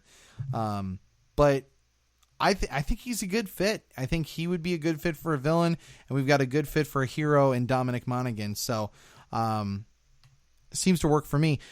Now, the thing that I really want to bring up and why I put Star Wars at number one, other than the obvious reasons, is there's some news that you might not like. And it's that Rian Johnson is confirmed to be still doing his trilogy, which makes me go, yay, and Brad go... only if he's actually listened to some of the criticism from The Last Jedi and applies that. If he just does Last Jedi 2.0, I am zero hype for this movie. Okay, so we have talked ad nauseum about The Last Jedi, and I realize that. That being said, I think Rian Johnson, with either a lot of supervision or very little supervision, creates something great. I think a lot of supervision gives something that's really specifically Star Wars, just kind of like how they do with Marvel movies. They can pretty much throw any director in there. You know, there's very little uniqueness to those films, and I say that respectfully. I don't mean it as a diss. But like a lot of Marvel movies have that same tone, and that's because the Marvel brand is kind of guiding how those movies are going to be from beginning to end with small little touches by the director. If you do that with Rian Johnson, go, hey, you can have your trilogy, but it has to be all of these things. It can be fine. I would almost rather the opposite thing. I would rather it just be Rian Johnson being like, hey, you know what? You like Star Wars. It shows you've clearly done your research. Go ahead and just do Star Wars however you want to do it. And if you fuck it up, you're not going to get a full trilogy. We're going to have someone come in and save this thing. But that's what I want. Because I think Rian Johnson, when left to do something that's more originally his, like Looper, it can succeed. Or like when he did Brick. You know, he does very good movies. And yeah, sometimes they're going to be a little bit more controversial than others. And he likes the idea of the conversation that comes out of a film rather than making the kind of cookie cutter, I think everyone's going to love this movie, straightforward piece of film. And, you know, I can totally understand the critiques on both sides. Like, some people think that it's brilliant, and some people think it's just a haphazard way of making a film because it should always be inherently good no matter how you try and make a film. I've heard every single argument. It's basically retreading the same Zack Snyder stuff all over again, and I get it. But I think that if you gave him either all of the freedom or some of the freedom, it could be good. If you put it somewhere in this middle ground, like they did with The Last Jedi, I think the biggest thing, the more I think about Last Jedi, that makes it suffer in terms of the overall appeal, you know, for especially fans like yourself, is the fact that they said, okay, you know, they gave him all these bullet points. Like, it has to be this, it has to be that. Like, they tried to get him to take characters like Rose and Finn away from the battle while all this stuff is going on. So then they put him on a casino planet, and then they've got to do all these weird little things like set animals free and try and find key holders and all this extra stuff instead of kind of streamlining the movie and making it a focal point of one specific thing. And I get that. I accept it for what they were giving us, and I actually appreciate it for what they were doing, but I can understand the criticisms because, believe me, I have heard you on the criticisms. But it's just one of those things where I think you can't give him the middle ground and go like, well, we need you to do some of these things, and then the rest you can kind of figure out for yourself because, you know, you get your Star Wars. I don't know. Where are you with it? I mean, if you had the chance to give Rian Johnson something with Star Wars, what would you give him? Put him behind the camera and have him do nothing else. Just the camera, no story? He's just cameraman. Oh, like a director of photography or something like that? Yeah. Okay, or cinematographer. Because, yeah, his cinematography work is pretty solid with his movies. Mm-hmm. So, yeah, I just... I don't know, man. I think that Rian Johnson can put together a good Star Wars movie. Same thing we were talking about with having Jon Favreau do his own Star Wars interpretation, and it be all about the Mandalorians and their fall, like we talked about in the last episode. I would love to see something like that. I think it could really work. But it just depends on how much intervention there is with these movies and these TV shows. We'll see. It could be good. Any final thoughts on Star Wars as of now? How are you as a fan? Yeah, like I said, he better have learned a lesson after The Last Jedi. I think he's learned a thing or two, yeah. We'll see. Yeah, we'll see. We'll see if he has. All right. Well, are you ready to move on to Marvel talk there, buddy? I am. All right, Marvel talk it is. So, we got a little bit of TV here to start it off. A lot of Netflix, actually, which we don't usually talk about a whole lot of Netflix, but here we go. First thing, Jessica Jones, creator, is now leaving the series, and she's going over to Warner Brothers, no less. They're giving her like this multi-picture deal. They're giving her a big chunk of change to make a new series happen. Now, I know it's technically leaning into Warner Brothers, but what would you like to see the creator of Jessica Jones do now that she's leaving the series? And what would you like to see Jessica Jones do? Well, I would like to see Jessica Jones kind of shy away from the really muddled family issues that she had. Yeah, no more family issues. I'm with you on that. I mean, like, I understand that, it was kind of the plot. It kind of gave her more clarity on her backstory and whatnot. Yeah, but the whole crazy mother thing was too much. Just a tad. It just dragged on for too long. I think. Yeah. As far as did you say director of Jessica Jones? The creator. Oh, got there. Yeah. Oh, like the. Oh, what do I want to see her do? So she goes over to DC, like from that feminine experience. What would you like to see her do for DC? I'd like her to do some sort of noir story. You know what? I almost want them to do Birds of Prey on TV and then have her take it on. Man, everybody in this Birds of Prey, my goodness. This is a case where I think Birds of Prey would work, DC's got more concerns than getting Birds of Prey off the ground. Oh, I wholeheartedly agree. Off the ground. Yeah, that was good. I like that. But yeah, no, or have her do a Renee Montoya version of The Question. The Question is basic. Do a darker story with DC. If Jessica Jones is set up as a noir TV show. Right, it is. I really would like her to do some darker story within DC. Yeah, I agree. I think that would be great. But let's try not to make it all about DC and move on here with the Netflix shows.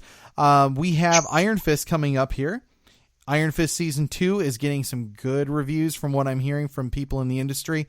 They're saying that it's definitely a return to form, which I feel like I could have told you after seeing him in Luke Cage in the last season there. Because when he pops in, it's... to put it simply, I would say it's better seeing him in those short scenes of Luke Cage than the entire first season of Iron Fist. That's how much better they treat the character. And they're saying that the season 2 is just so much better and so much more respectful to this character. I can't wait to see it. I mean, the fact that he's at least donning the headband and actually being Iron Fist, instead of I'm going to wait an entire season and then, my fist charges up and then one big slam to the ground. And that's the only real action he does. It seems like he's fully embracing his abilities. And everyone seems to think that it's a return to form for the character. So I'm excited for it. One of the things that we've talked about is the fact that Typhoid Mary is going to be played by Alice Eve. Now, in the course of that conversation, the new showrunner for season 2 was tweeting out the other day, and he was just saying a little bit of this and that. But as he was talking about Typhoid Mary, he responded the fact that Mark Spector's name had come up. And for those who don't know, Mark Spector is the name of Brad. Oh, I'm drawing a complete blank. Oh, right come now. on. It's Moon Knight. Anyways, so the... Oh, yes. Sorry. That's all right. Oh, man.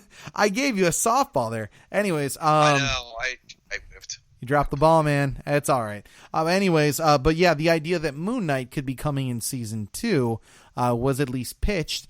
Now, it wasn't a confirmed yay or nay, and some of the articles that were written up after that tweet had gone out seemed to say, oh, no, it's definitely not happening. It was something they had thought of at the time, and after the fact, like they scrapped it, but then there was an update to some of these articles saying, oh, well, they didn't actually confirm it. And that's kind of where I'm at with this. Whether they put him in or not, the fact that Mark Spector is being talked about means that one day down the road, much like Punisher, which we weren't sure we were going to get, we could have a Moon Knight series. Do you think it's time to have a Moon Knight series, or would you rather have another character like Blade, for example, get his own show? Ooh, you threw Blade in there. You I sure son of a did. bitch. Oh, Blade's been coming up recently too. Yeah. I, not gonna lie, I would like a Blade series over Moon Knight. Okay, I actually wouldn't, and I love the character of Blade. Don't get me wrong. Okay. I think, well, first of all, I love everything about Moon Knight. I think that he's psychotic. He reminds me of some other DC characters that I really love, and I'm trying not to say a lot of DC things because we're in Marvel talk. But like, I like the idea of what Moon Knight brings to the table and how much more different he would be from all the other characters in the Netflix series that they've got. Plus, he'd be a little bit more fantastic anyways with his abilities and what he does. So I just think that it would make more sense to bring this more original character, someone who hasn't had a live action interpretation yet. I think it's time to do Moon Knight.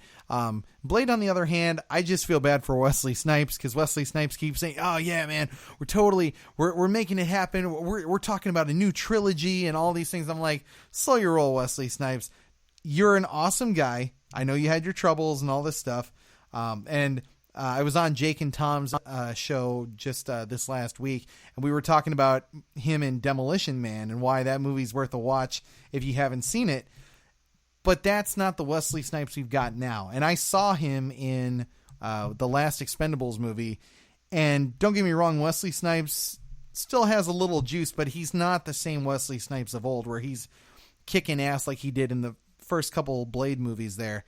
Even in the third one, it almost felt like he was slowing down. So imagine what this new one would be like. I don't hate the idea of him doing it. I just think if you're going to do Blade, you need to come at it with a whole new look and a whole new take.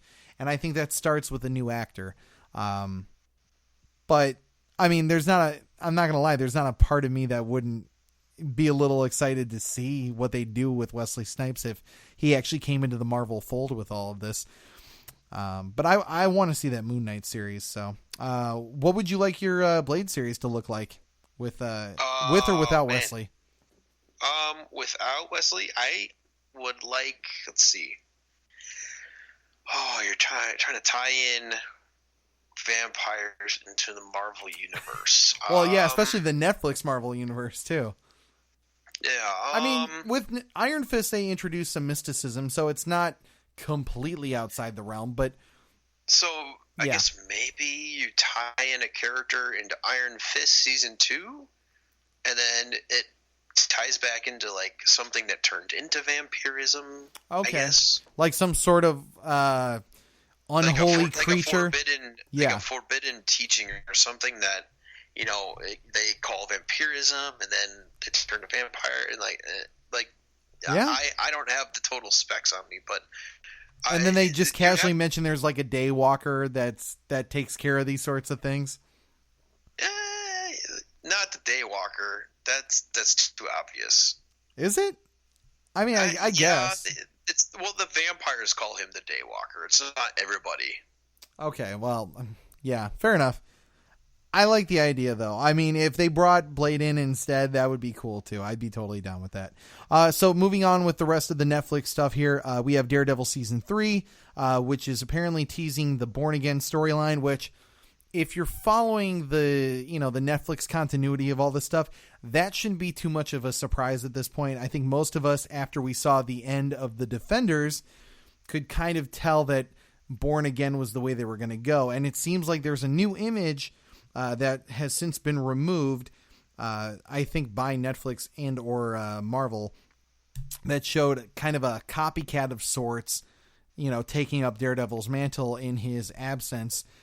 Trying not to spoil it too much there for those who haven't seen. But I think that's a good way to go with it, and it does further confirm the idea of the Born Again storyline. Do you think that this is the right route for them to take with Daredevil, all things considered? Just like showing off a copycat? The copycat of it all, him kind of coming back, per se. I mean, think about it. People think that, he's dead. Well, now the cat's out of the bag for those who don't know. But yes, yeah. So, yeah, Born Again. I mean, specifically in the TV show. Right, yeah, well, that too, yeah.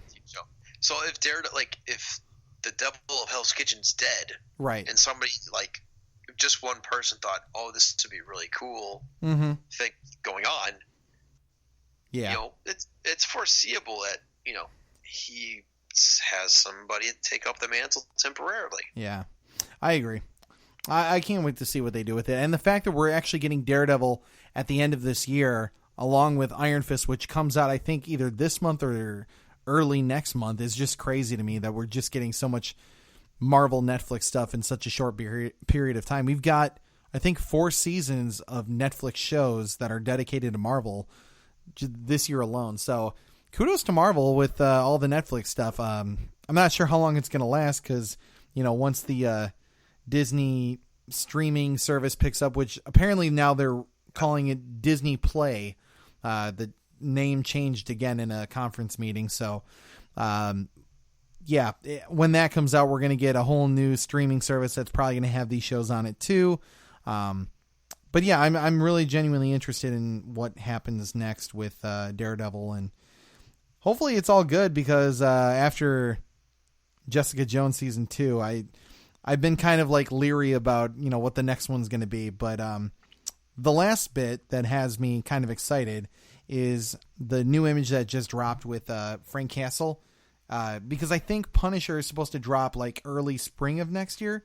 So season 2 of Punisher is coming. So far, all we've got is these images of Frank Castle, super bloody, wearing the Punisher insignia on his chest, but just covered in blood from head to toe. What do you think of Punisher season 2? Do you think it's going to be good? I think it's going to be probably balls to the wall action. Are you looking forward to it, or where are you at with Punisher? Oh yeah. Anytime the Punisher is out, just doing incredibly insane Punisher stuff, it's always good. I just can't wait to see what they do with Jigsaw, because I know they got to pick up with that with him in the next season. Yes, they do. Yeah, I mean, as much as I love Punisher Warzone for its over-the-topness and the fact that it reminds me so much of Dredd, I think that the characterization of Jigsaw in there was not... It was like a cornier version of Joker somehow, and I just want him to get the character right. And I'm hoping that this will be the right interpretation, because the way that it ended in season 1, I think it's set up for success. And when we get it, it's going to probably blow people away. No pun intended, but yeah, I can't wait for the next season of Punisher. So last bit that I want to pick up in here with all the TV talk is away from the Netflix stuff, and that is for The Gifted. Have you seen the new image that just dropped? I actually have not. Okay, so Mr. X-Men, I wanted to tell you about this one. It's pick a side, take a stand is what they say on the banner, and it's one half and one half, and the one side is essentially reminding me of the X-Men versus the Brotherhood of Mutants. So it's, it's the good side versus the bad side. I think the bad side is being led by Polaris, and the good side is being led by, I want to say it's not Warpath. Well, he's on the good side, but yeah, it's all the good X-Men that you know from season 1. So do you like the idea of the us versus them kind of concept, or do you like it more when your X-Men are being pursued and followed by the government? I mean, I still think the government's going to be involved in the second season. Oh, sure. Yeah, no doubt. It's just really, I don't know if they're doing the Mutant Brotherhood, or if they are, I'm trying to think of the other offshoot. Well, it's not the Hellfire Club. I know that much. No, not the Hellfire Club. It was another, what was it? I am drawing a total blank right now. It was another offshoot of, like, not the Mutant Brotherhood, but like just kind of like a smaller group of mutants that were kind of, I guess, villains, so to speak. I'm not sure which one that would be. But anyways, yeah, because the only thing I could think of other than that is like the Morlocks and all that stuff. But yeah, I know it's not that. But anyways, I still love the idea of the us versus them thing, whether it's government or whether it's like a evil mutants versus good mutants kind of thing. I don't know. I just get those callbacks to like X-Men the 90s series when they took on like Mystique and Toad and the rest of them, and this kind of gives me the same vibes of all that, and I really want to just see X-Men versus X-Men. Do you have any specific wants out of the Gifted season 2? Do you want to see like the storyline with the kids develop or anything like that? I would really just like a little bit more development with I guess quote unquote main X-Men characters that they introduced last season. Yeah, I mean, I don't know, the combination of the two children's powers and how that develops, and now that they're on opposite sides, one's good and one's evil, is a very interesting dynamic. Are they going to end up coming together and using their power for good? Like there's a lot of threads that they can pull on, and I think it would go interesting ways no matter which way you went with it. But yeah, the idea that they're having a showdown, I mean, I like a good mutant fight as good as anybody. So we'll see. I think it'll be good though. That being said, let's jump off of TV talk here and move on to the Spider-Verse. So first of all, we've got everything that's going on with Venom. We keep hearing good things about Venom, which I think a lot of people were surprised to hear that.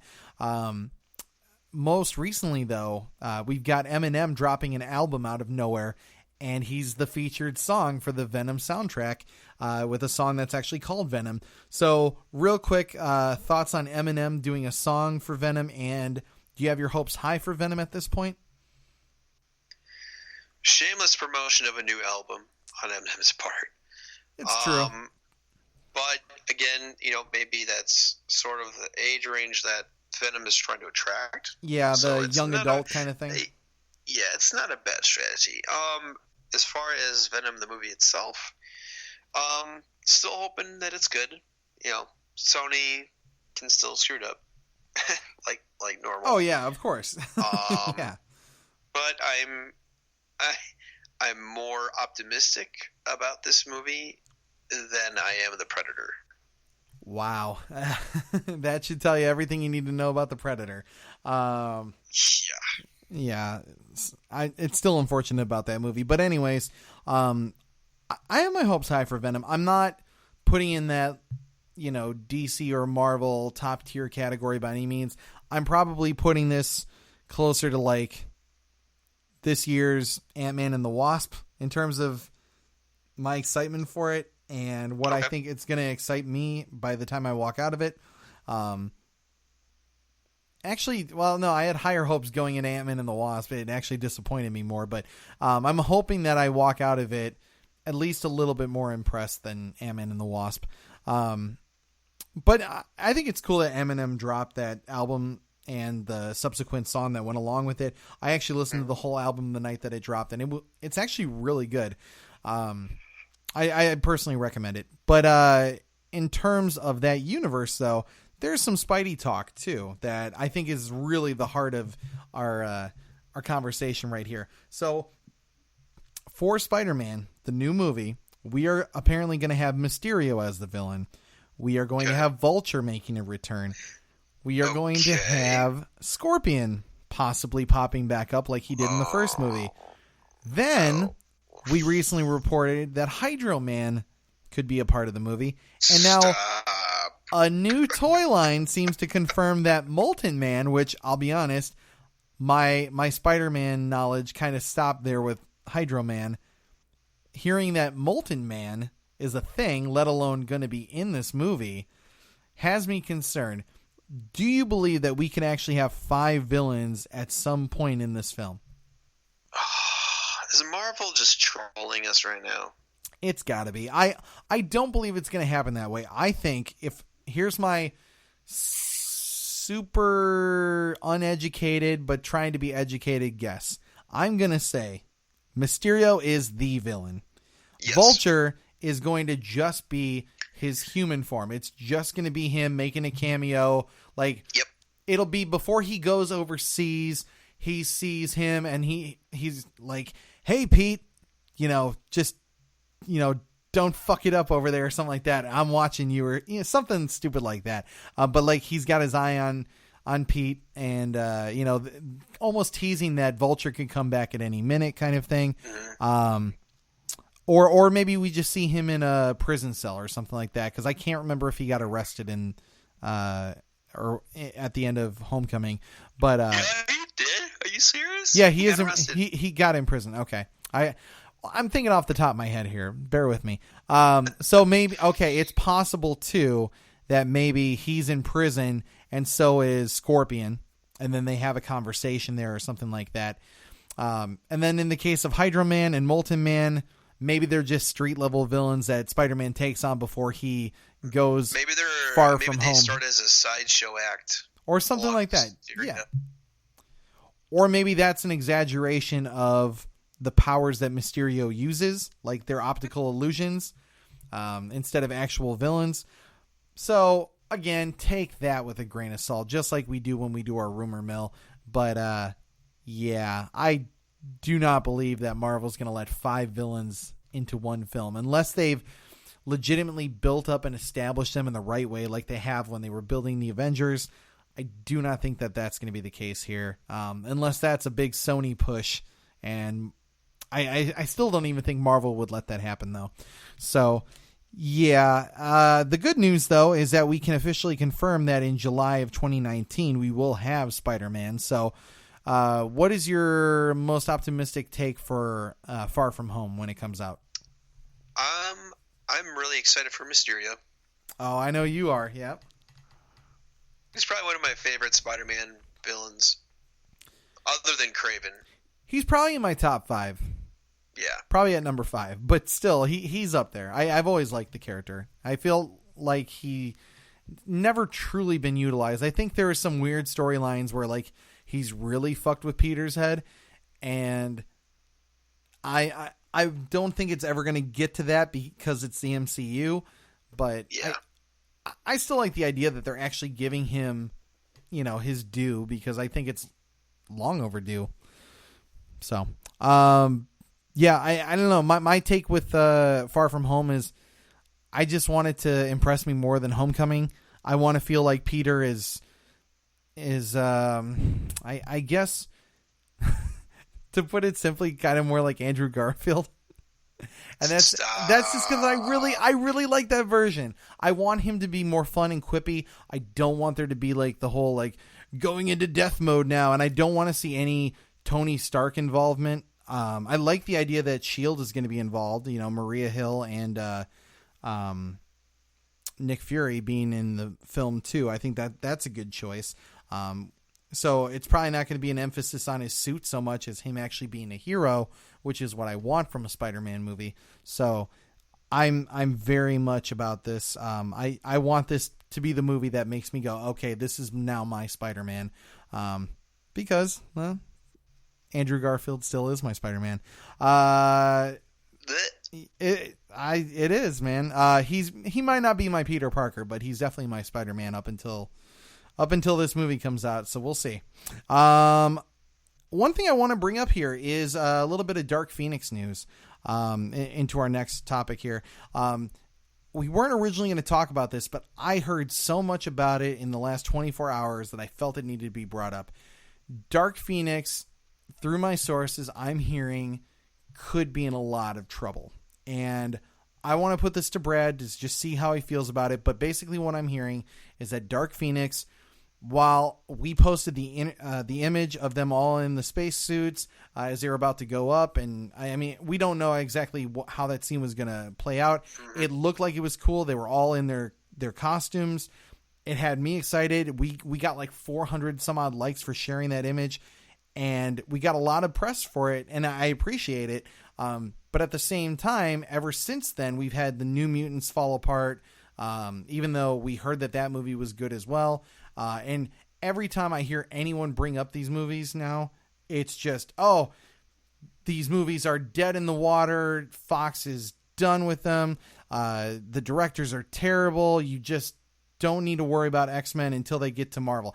And part of me feels like, and because I'm hearing these conversations, it feels like a lot of MCU fanboyism. And I'm not saying that, like Simon Kinberg is incompetent or that he is a good director. I don't know how Simon Kinberg is as a director because this is his first time, but I just genuinely don't believe from the things I'm seeing that X-Men Dark Phoenix is this shit train of a movie that is, from what I'm hearing, as bad, if not worse, than Fan Four Stick, my little nickname for Fantastic Four. No, it cannot be worse. That's what I'm actually hearing.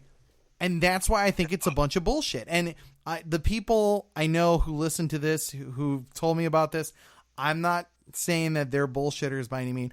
I just think that the report is coming from a place of, we just want the X-Men over in the MCU, and the sooner we get them there, the better. And I just don't think this movie is going to be that bad. They're saying that there's a bunch of reshoots and all that stuff, that they might be changing the way that Dark Phoenix is characterized, but from everything I've actually seen, the physical evidence of this movie, I have not seen anything that makes me go, oh, this is a troubled production.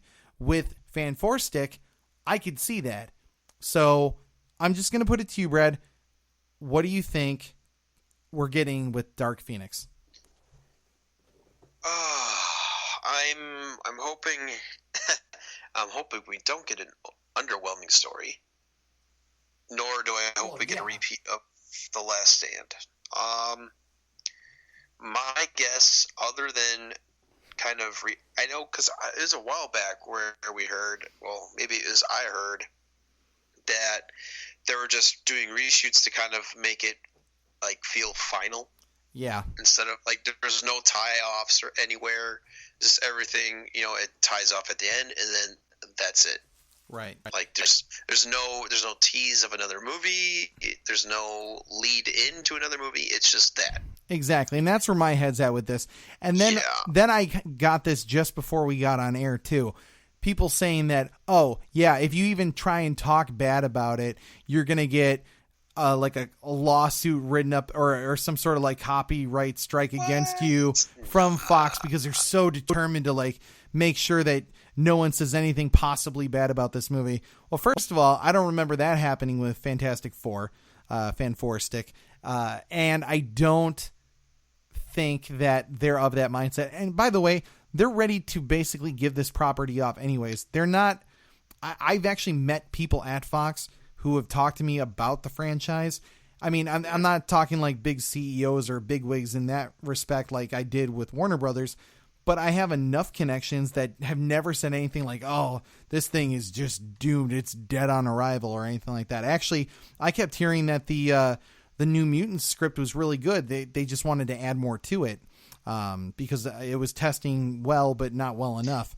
And then there was like, I think there's one actor that they probably had to recast because he got arrested in a different country. Oh yeah, that was true. So changing it up a little bit, that's fine. I can get that. That's what reshoots are for. Like even the Avengers, which we're going to get to, they're going through their own set of reshoots now. So it happens. I just don't think this movie is just, this flaming pile of shit that's walking around. I don't think it's as catastrophic as people may think or report. Exactly. Yeah. So we'll leave it at that. Let's just get to our number one to just kind of wrap this all up here for Marvel this week. So it's kind of a summary of everything that's going on with the MCU.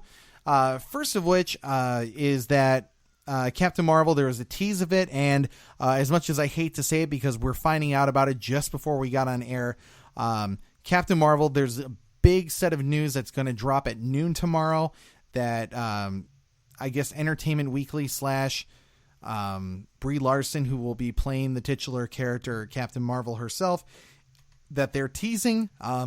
But as of today, what we got was a magazine cover that was just kind of like Brie Larson-ish, but it's kind of cartoony. And it looks like her in a, kind of like taking flight, and it looks cool. It's from like a foreign cover that it may or may not be official, but it's a nice thing to tease you for the film. And then an image with her in the gym with Allison Brie, and almost like teasing some sort of crossover with the two of them. So I'm going to put it to you. Do you think that Allison Brie is going to show up in Captain Marvel, or is Brie Larson going to show up in Glow season 2? Or no, sorry, season 3. Oh, I think it'll be Glow rather than Allison Brie popping up in Captain Marvel. Yeah.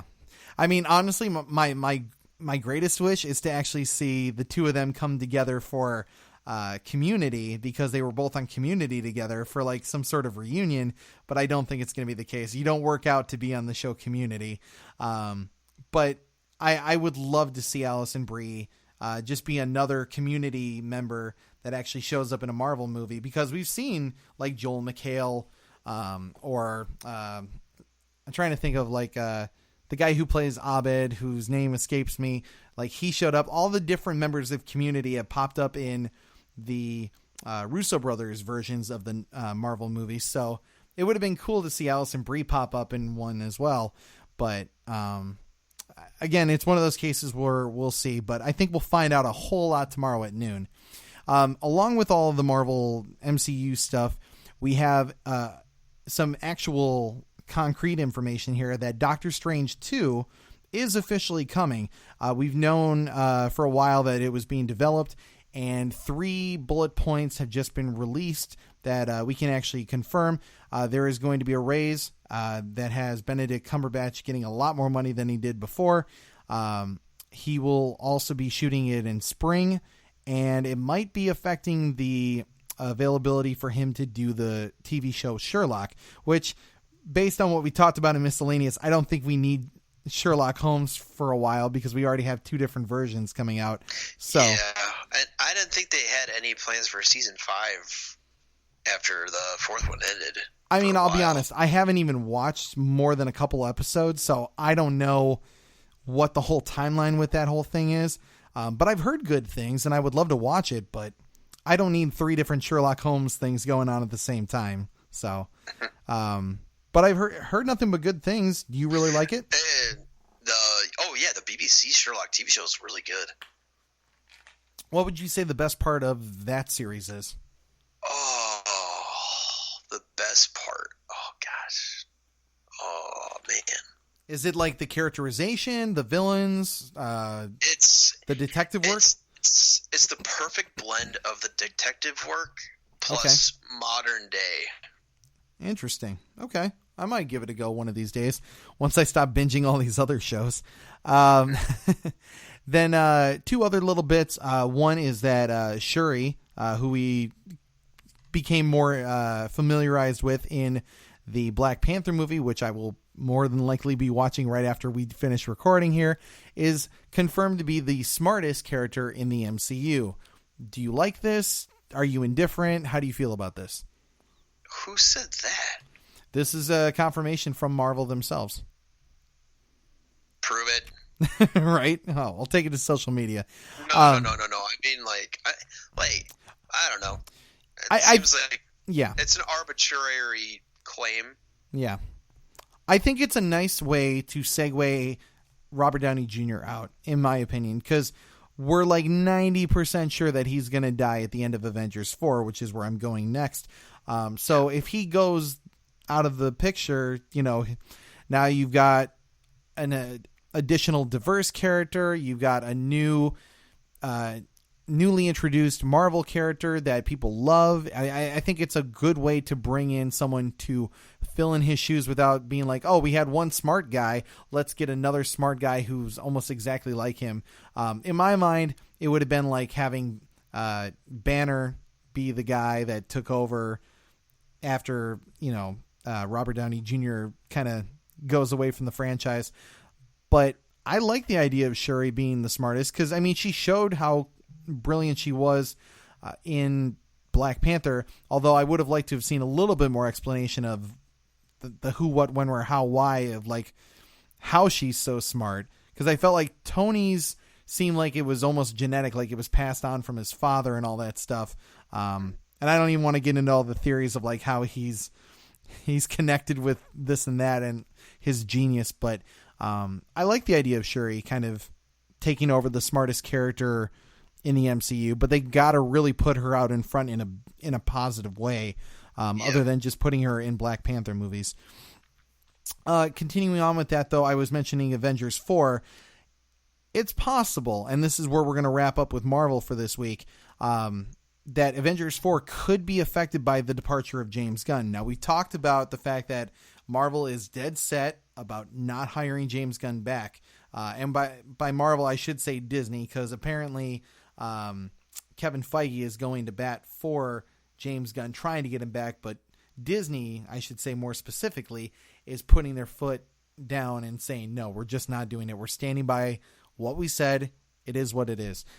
So with James Gunn's departure, there is some, and when I say some, it's very minuscule leftover reshoots that they have for Avengers 4, some of which were confirmed by Dave Bautista, saying that he had a couple more days that he had to go back for. So do you believe, and this is more of rumor at this point, but do you believe that any of the production of Avengers 4 could be changed by the absence of James Gunn?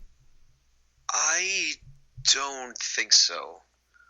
I believe that most of that writing has been done. So right. James Gunn is not going to be an active part, but like he's still going to get a credit for whatever he wrote.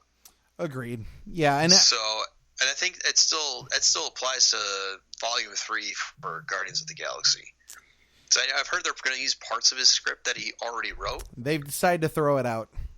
Oh, they did entirely. Yeah, they're going completely from scratch. And then there's a whole thing that Dave Bautista might actually not even be a part of it at this point. It's that they pretty much indefinitely scrapped there ever being another Guardians movie at this point. So it's going to be a while. Just coming back from Disney, I will say that going on the Guardians of the Galaxy ride was that nice little bridge where I was like, you know what? I didn't get a third Guardians movie, but now after being in this little environment, it's almost like getting a third movie, and it kind of satiated me for that. And I know we're going to get more Guardians in Avengers 4, so we'll see. There should be some more coming, and I can't wait for what we get. Will every character return and maybe one character die? We shall see. All right. Yeah. So that is going to be it for the news. We're going to cut to a quick commercial break, and we'll be right back. Now here's something we hope you'll really like. This week's sponsor is Loot Crate. For less than $20 a month, Loot Crate gives the geek in you a special treat with each box. Loot Crate is a subscription box service with more than $40 worth of geek, gamer, pop culture gear, collectibles, apparel, etc. You'll have until the 19th at 9 p.m. Pacific to subscribe and receive this month's crate. And when the cutoff happens, that's it. It is over. So head to lootcrate.com/nerdrage and use the promo code NERDRAGE to get 10% off your crate today. And now, on with the show. And we're back. Okay, so we are kind of getting along in the tooth here. So we just wanted to bring up the biggest conversation of the last week, which was the DC Universe from the live stream that happened just a few days back. So, Brad, how much of the DC Universe have you been following? Other than you trying to push me to get the app, that's about it. Okay, fair enough. And this is kind of going to be like a shameless plug for the whole thing, but the fact that, I know and have conversed with Warner Brothers about it. I even spoke with a couple people today in terms of continuing on some of the promotion of it. This is not like a paid promotion, so I don't want to make it out to be that, but I genuinely love what I'm seeing, and their stream that they did last week with Kevin Smith as the host was just, I would say, everything shy of maybe a couple points that I wanted as a DC fan that made me go, this is the thing I paid. I think for the whole year, it cost me like $79 or something like that. And then they gave me an extra 3 months free, if you get the whole year, like I was telling you about. So I basically did a recap of everything that happened. So I'm just going to bullet point some of the things that happened on the stream. And then I figure you and I could discuss what of that stood out to you in a positive way, being a non-DC diehard, So, okay. So first off, we know now that it's going to launch on September 15th, which happens to be Batman Day, which is a great day to drop it, in my opinion. We're finding out that the comics will be available from day one. They're going to release HD versions of popular shows like Batman the Animated Series, which we've talked about before. But what was surprising is that there's actually going to be Wonder Woman, the classic series, redone in HD as well. And it looks like they're going to try and do that with more things. I hope that they'll redo the original Batman series and, the one with Adam West, and do that in HD. If they did that in HD, I would binge the shit out of that. Because I've never seen them all the way through. I've just seen like weird random ones with like Riddler and Egghead and stuff like that. So I think that would be cool. Then they're going to have another interesting thing, which is a DC encyclopedia. So if you've ever used like Wikipedia to find out like facts on this or that superhero, they're going to have their own one that's built in, and they're going to do it in such a way that, like, let's just say you really like the Joker and you want to know everything about the Joker. You can click on this thing and have like this dual screen experience where you're actually reading up on the character while looking at some of his most infamous comics. And then you can read the comics while you're reading up on, what makes the character tick and that sort of thing. So a very cool feature to have the encyclopedia in there. Then they bring Jim Lee in, and they talk about how they are trying to pair comics with the visual content and all that stuff. Having like the live action and the comic book stuff be compared to each other. Then they mentioned that there's like a Batman sweepstakes too. So if any of you really want to get in on it, they're doing the whole thing where they give you like a tour of the studio and everything DC related and a bunch of gifts. All you got to do is subscribe to the streaming service and you're entered to win. Then they go into a thing that I got to bring up really quick was, first of all, a thing that made me happy but blew up on our Twitter as well. I screenshotted as they were doing the live stream the official logo of Stargirl, and I threw it up on our Twitter. I was like, this is the official logo, blah, blah, blah. And I think we got up in like the 200s or whatever of just likes, because I think it just blew up because they hadn't got around to officially dropping the image for everyone to grab. So my screenshot just got us a lot of likes, and thank you guys for that. But we now have an official logo for Stargirl, and I think that's really cool. Very simple but straightforward, and they confirm that the Justice Society of America is going to be incorporated in with some of this, which, as you know, I'm a huge Justice Society fan, so hearing more of that makes me very happy. We did get some new studio photos of the Titans, kind of in like, and as much as I hate to say, because I know it's going to get a lot of groans from people, like in dimly lit and dark settings, but doing like heroic poses. So cool stuff. They're studio kind of shots. I get it. But it made me a little bit more excited for Beast Boy because it looked more like what I expected from him. they announced that the Titans are actually going to premiere at New York Comic Con on October 12th. So if you're actually at Comic Con, you can watch the episodes. Or I think it's the first couple episodes right there because they're going to just stream them.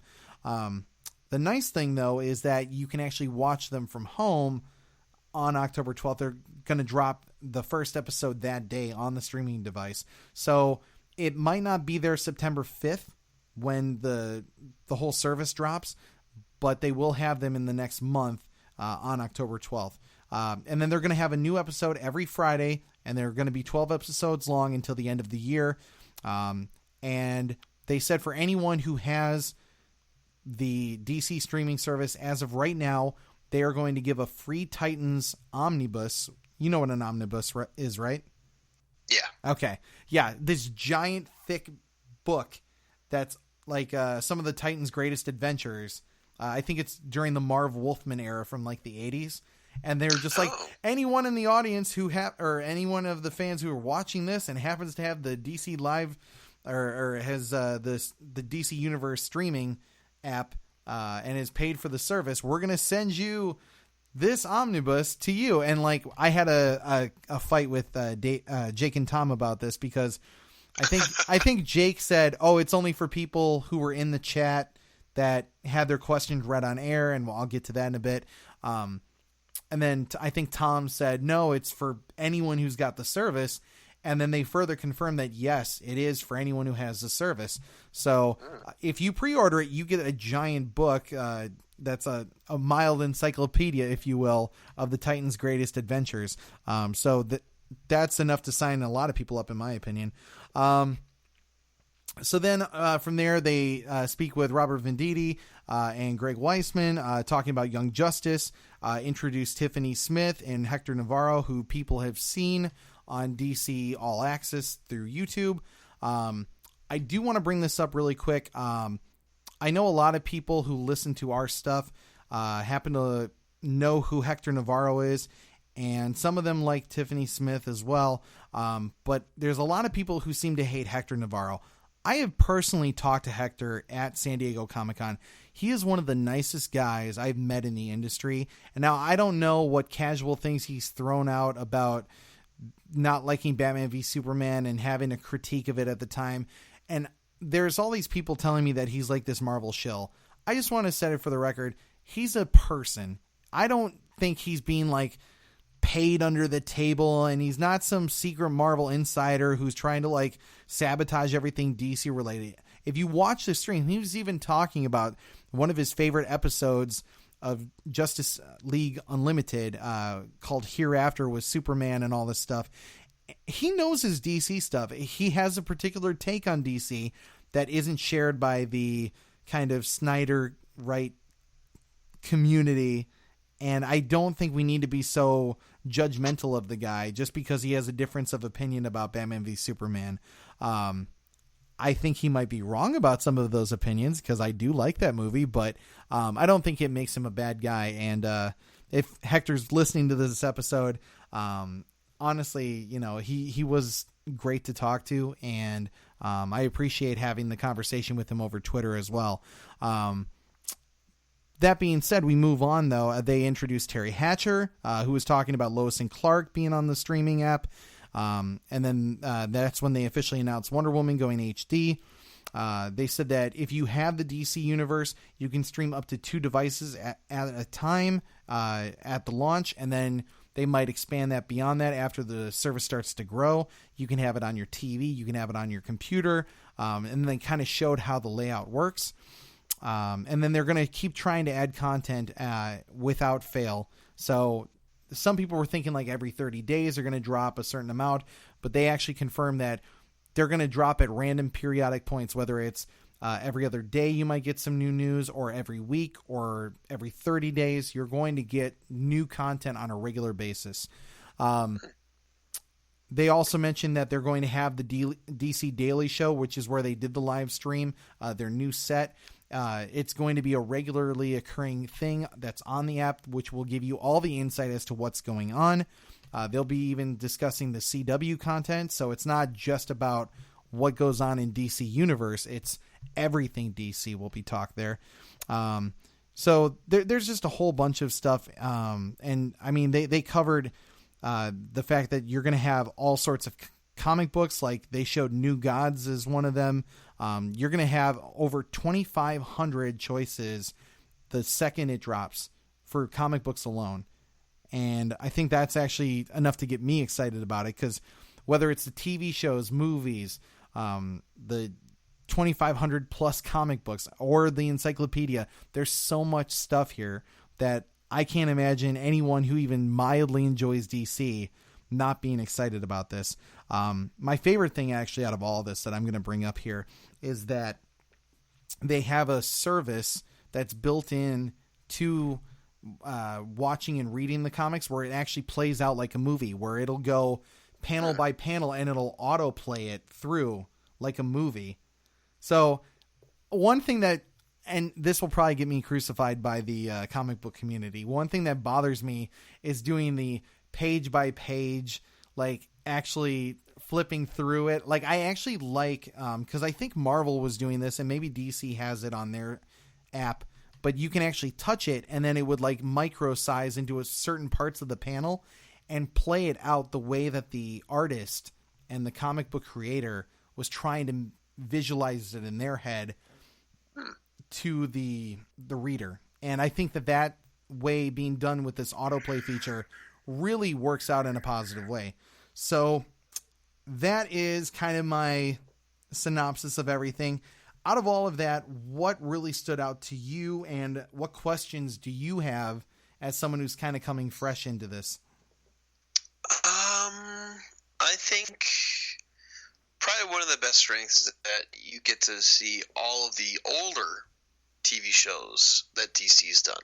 So yeah, let me ask you that. Does the older content excite you more than the newer stuff? I mean, I grew up with the animated Batman show. Yeah. I actually remember watching the Lois and Clark Adventures of Superman show with my parents growing up too. Oh yeah. So I guess I'm a little bit more fond of that content. Yeah. It's good as stuff. far as like no, sorry, go ahead.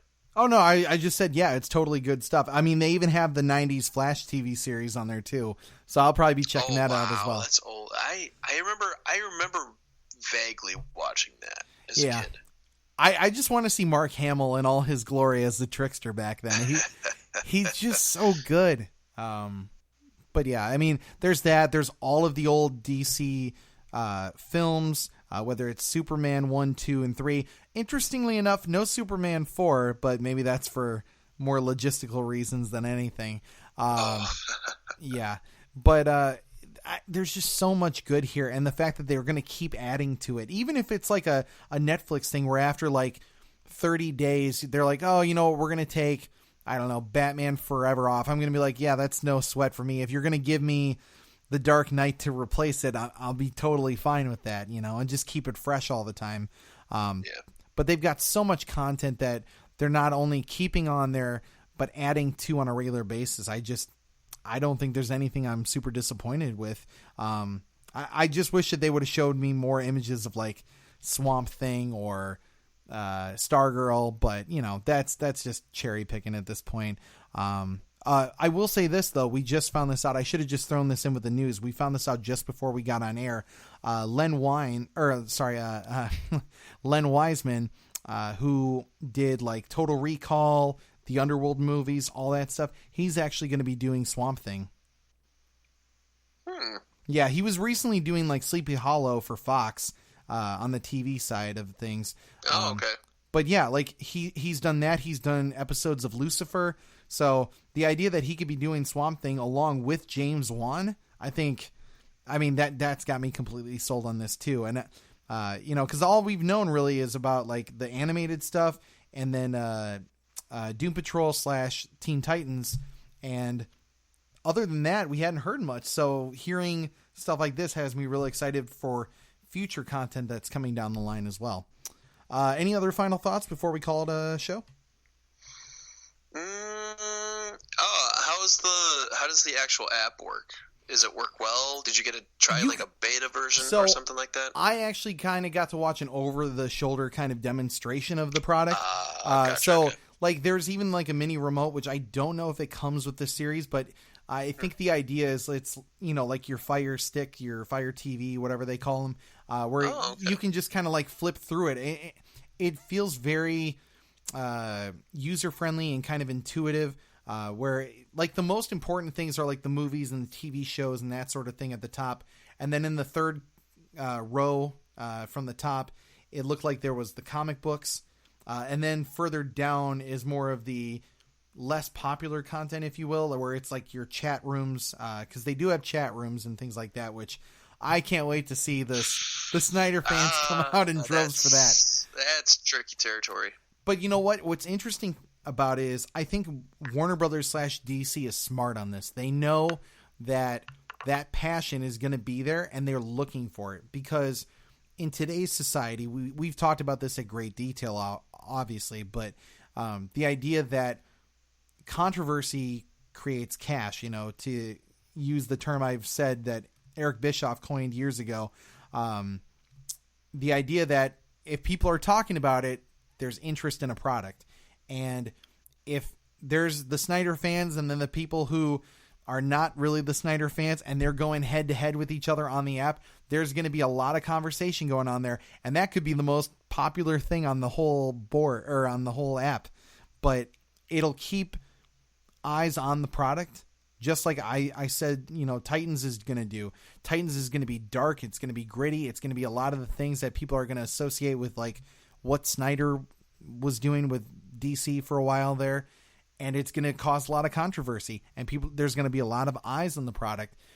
Does that mean it's necessarily the best thing? Is it the most accurate interpretation of these characters we could possibly get?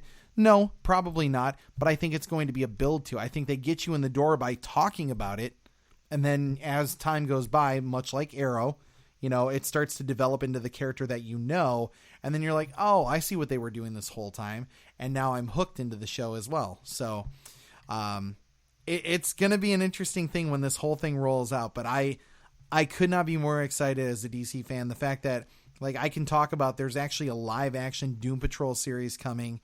Jeff Johns is getting to do Stargirl and give us the JSA, which I've wanted to see for so long. And more so than what we got on Legends of Tomorrow, because that was barely anything.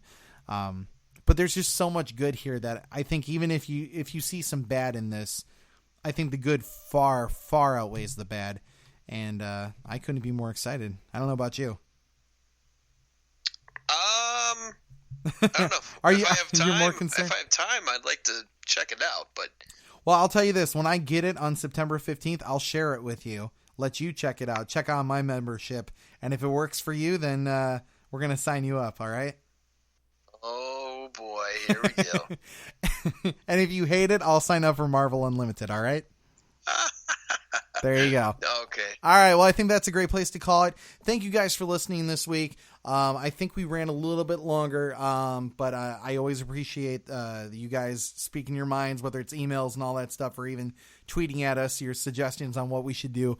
But if you haven't found out already, we do have our TeePublic site. You can find and buy all of our Nerd Rage podcast t-shirts and merchandise and all that stuff. And I have Amanda working on new logos all the time, and we'll have some new stuff coming down the line very soon, I'm sure. On top of all that, you can find us on pretty much any podcast service there is, whether it's iHeartRadio, Spotify, SoundCloud, all the above. And of course, you can tell your friends that the main site is nerdragepod.libsyn.com. Follow us on Facebook, The Nerd Rage Podcast. Find us on Twitter at The Nerd Rage Pod. And if you want to ask us a question about anything, I mean, pretty much anything comic booky, nerdy, if you want to come on the show, let us know. nerdragepod@gmail.com. Let us know what you want to talk about, and we will discuss. Thank you guys for listening this week. For the Nerd Rage Podcast, I have been Ryan Anderson. And I'm Brad Lierman. And we will see you guys again next week.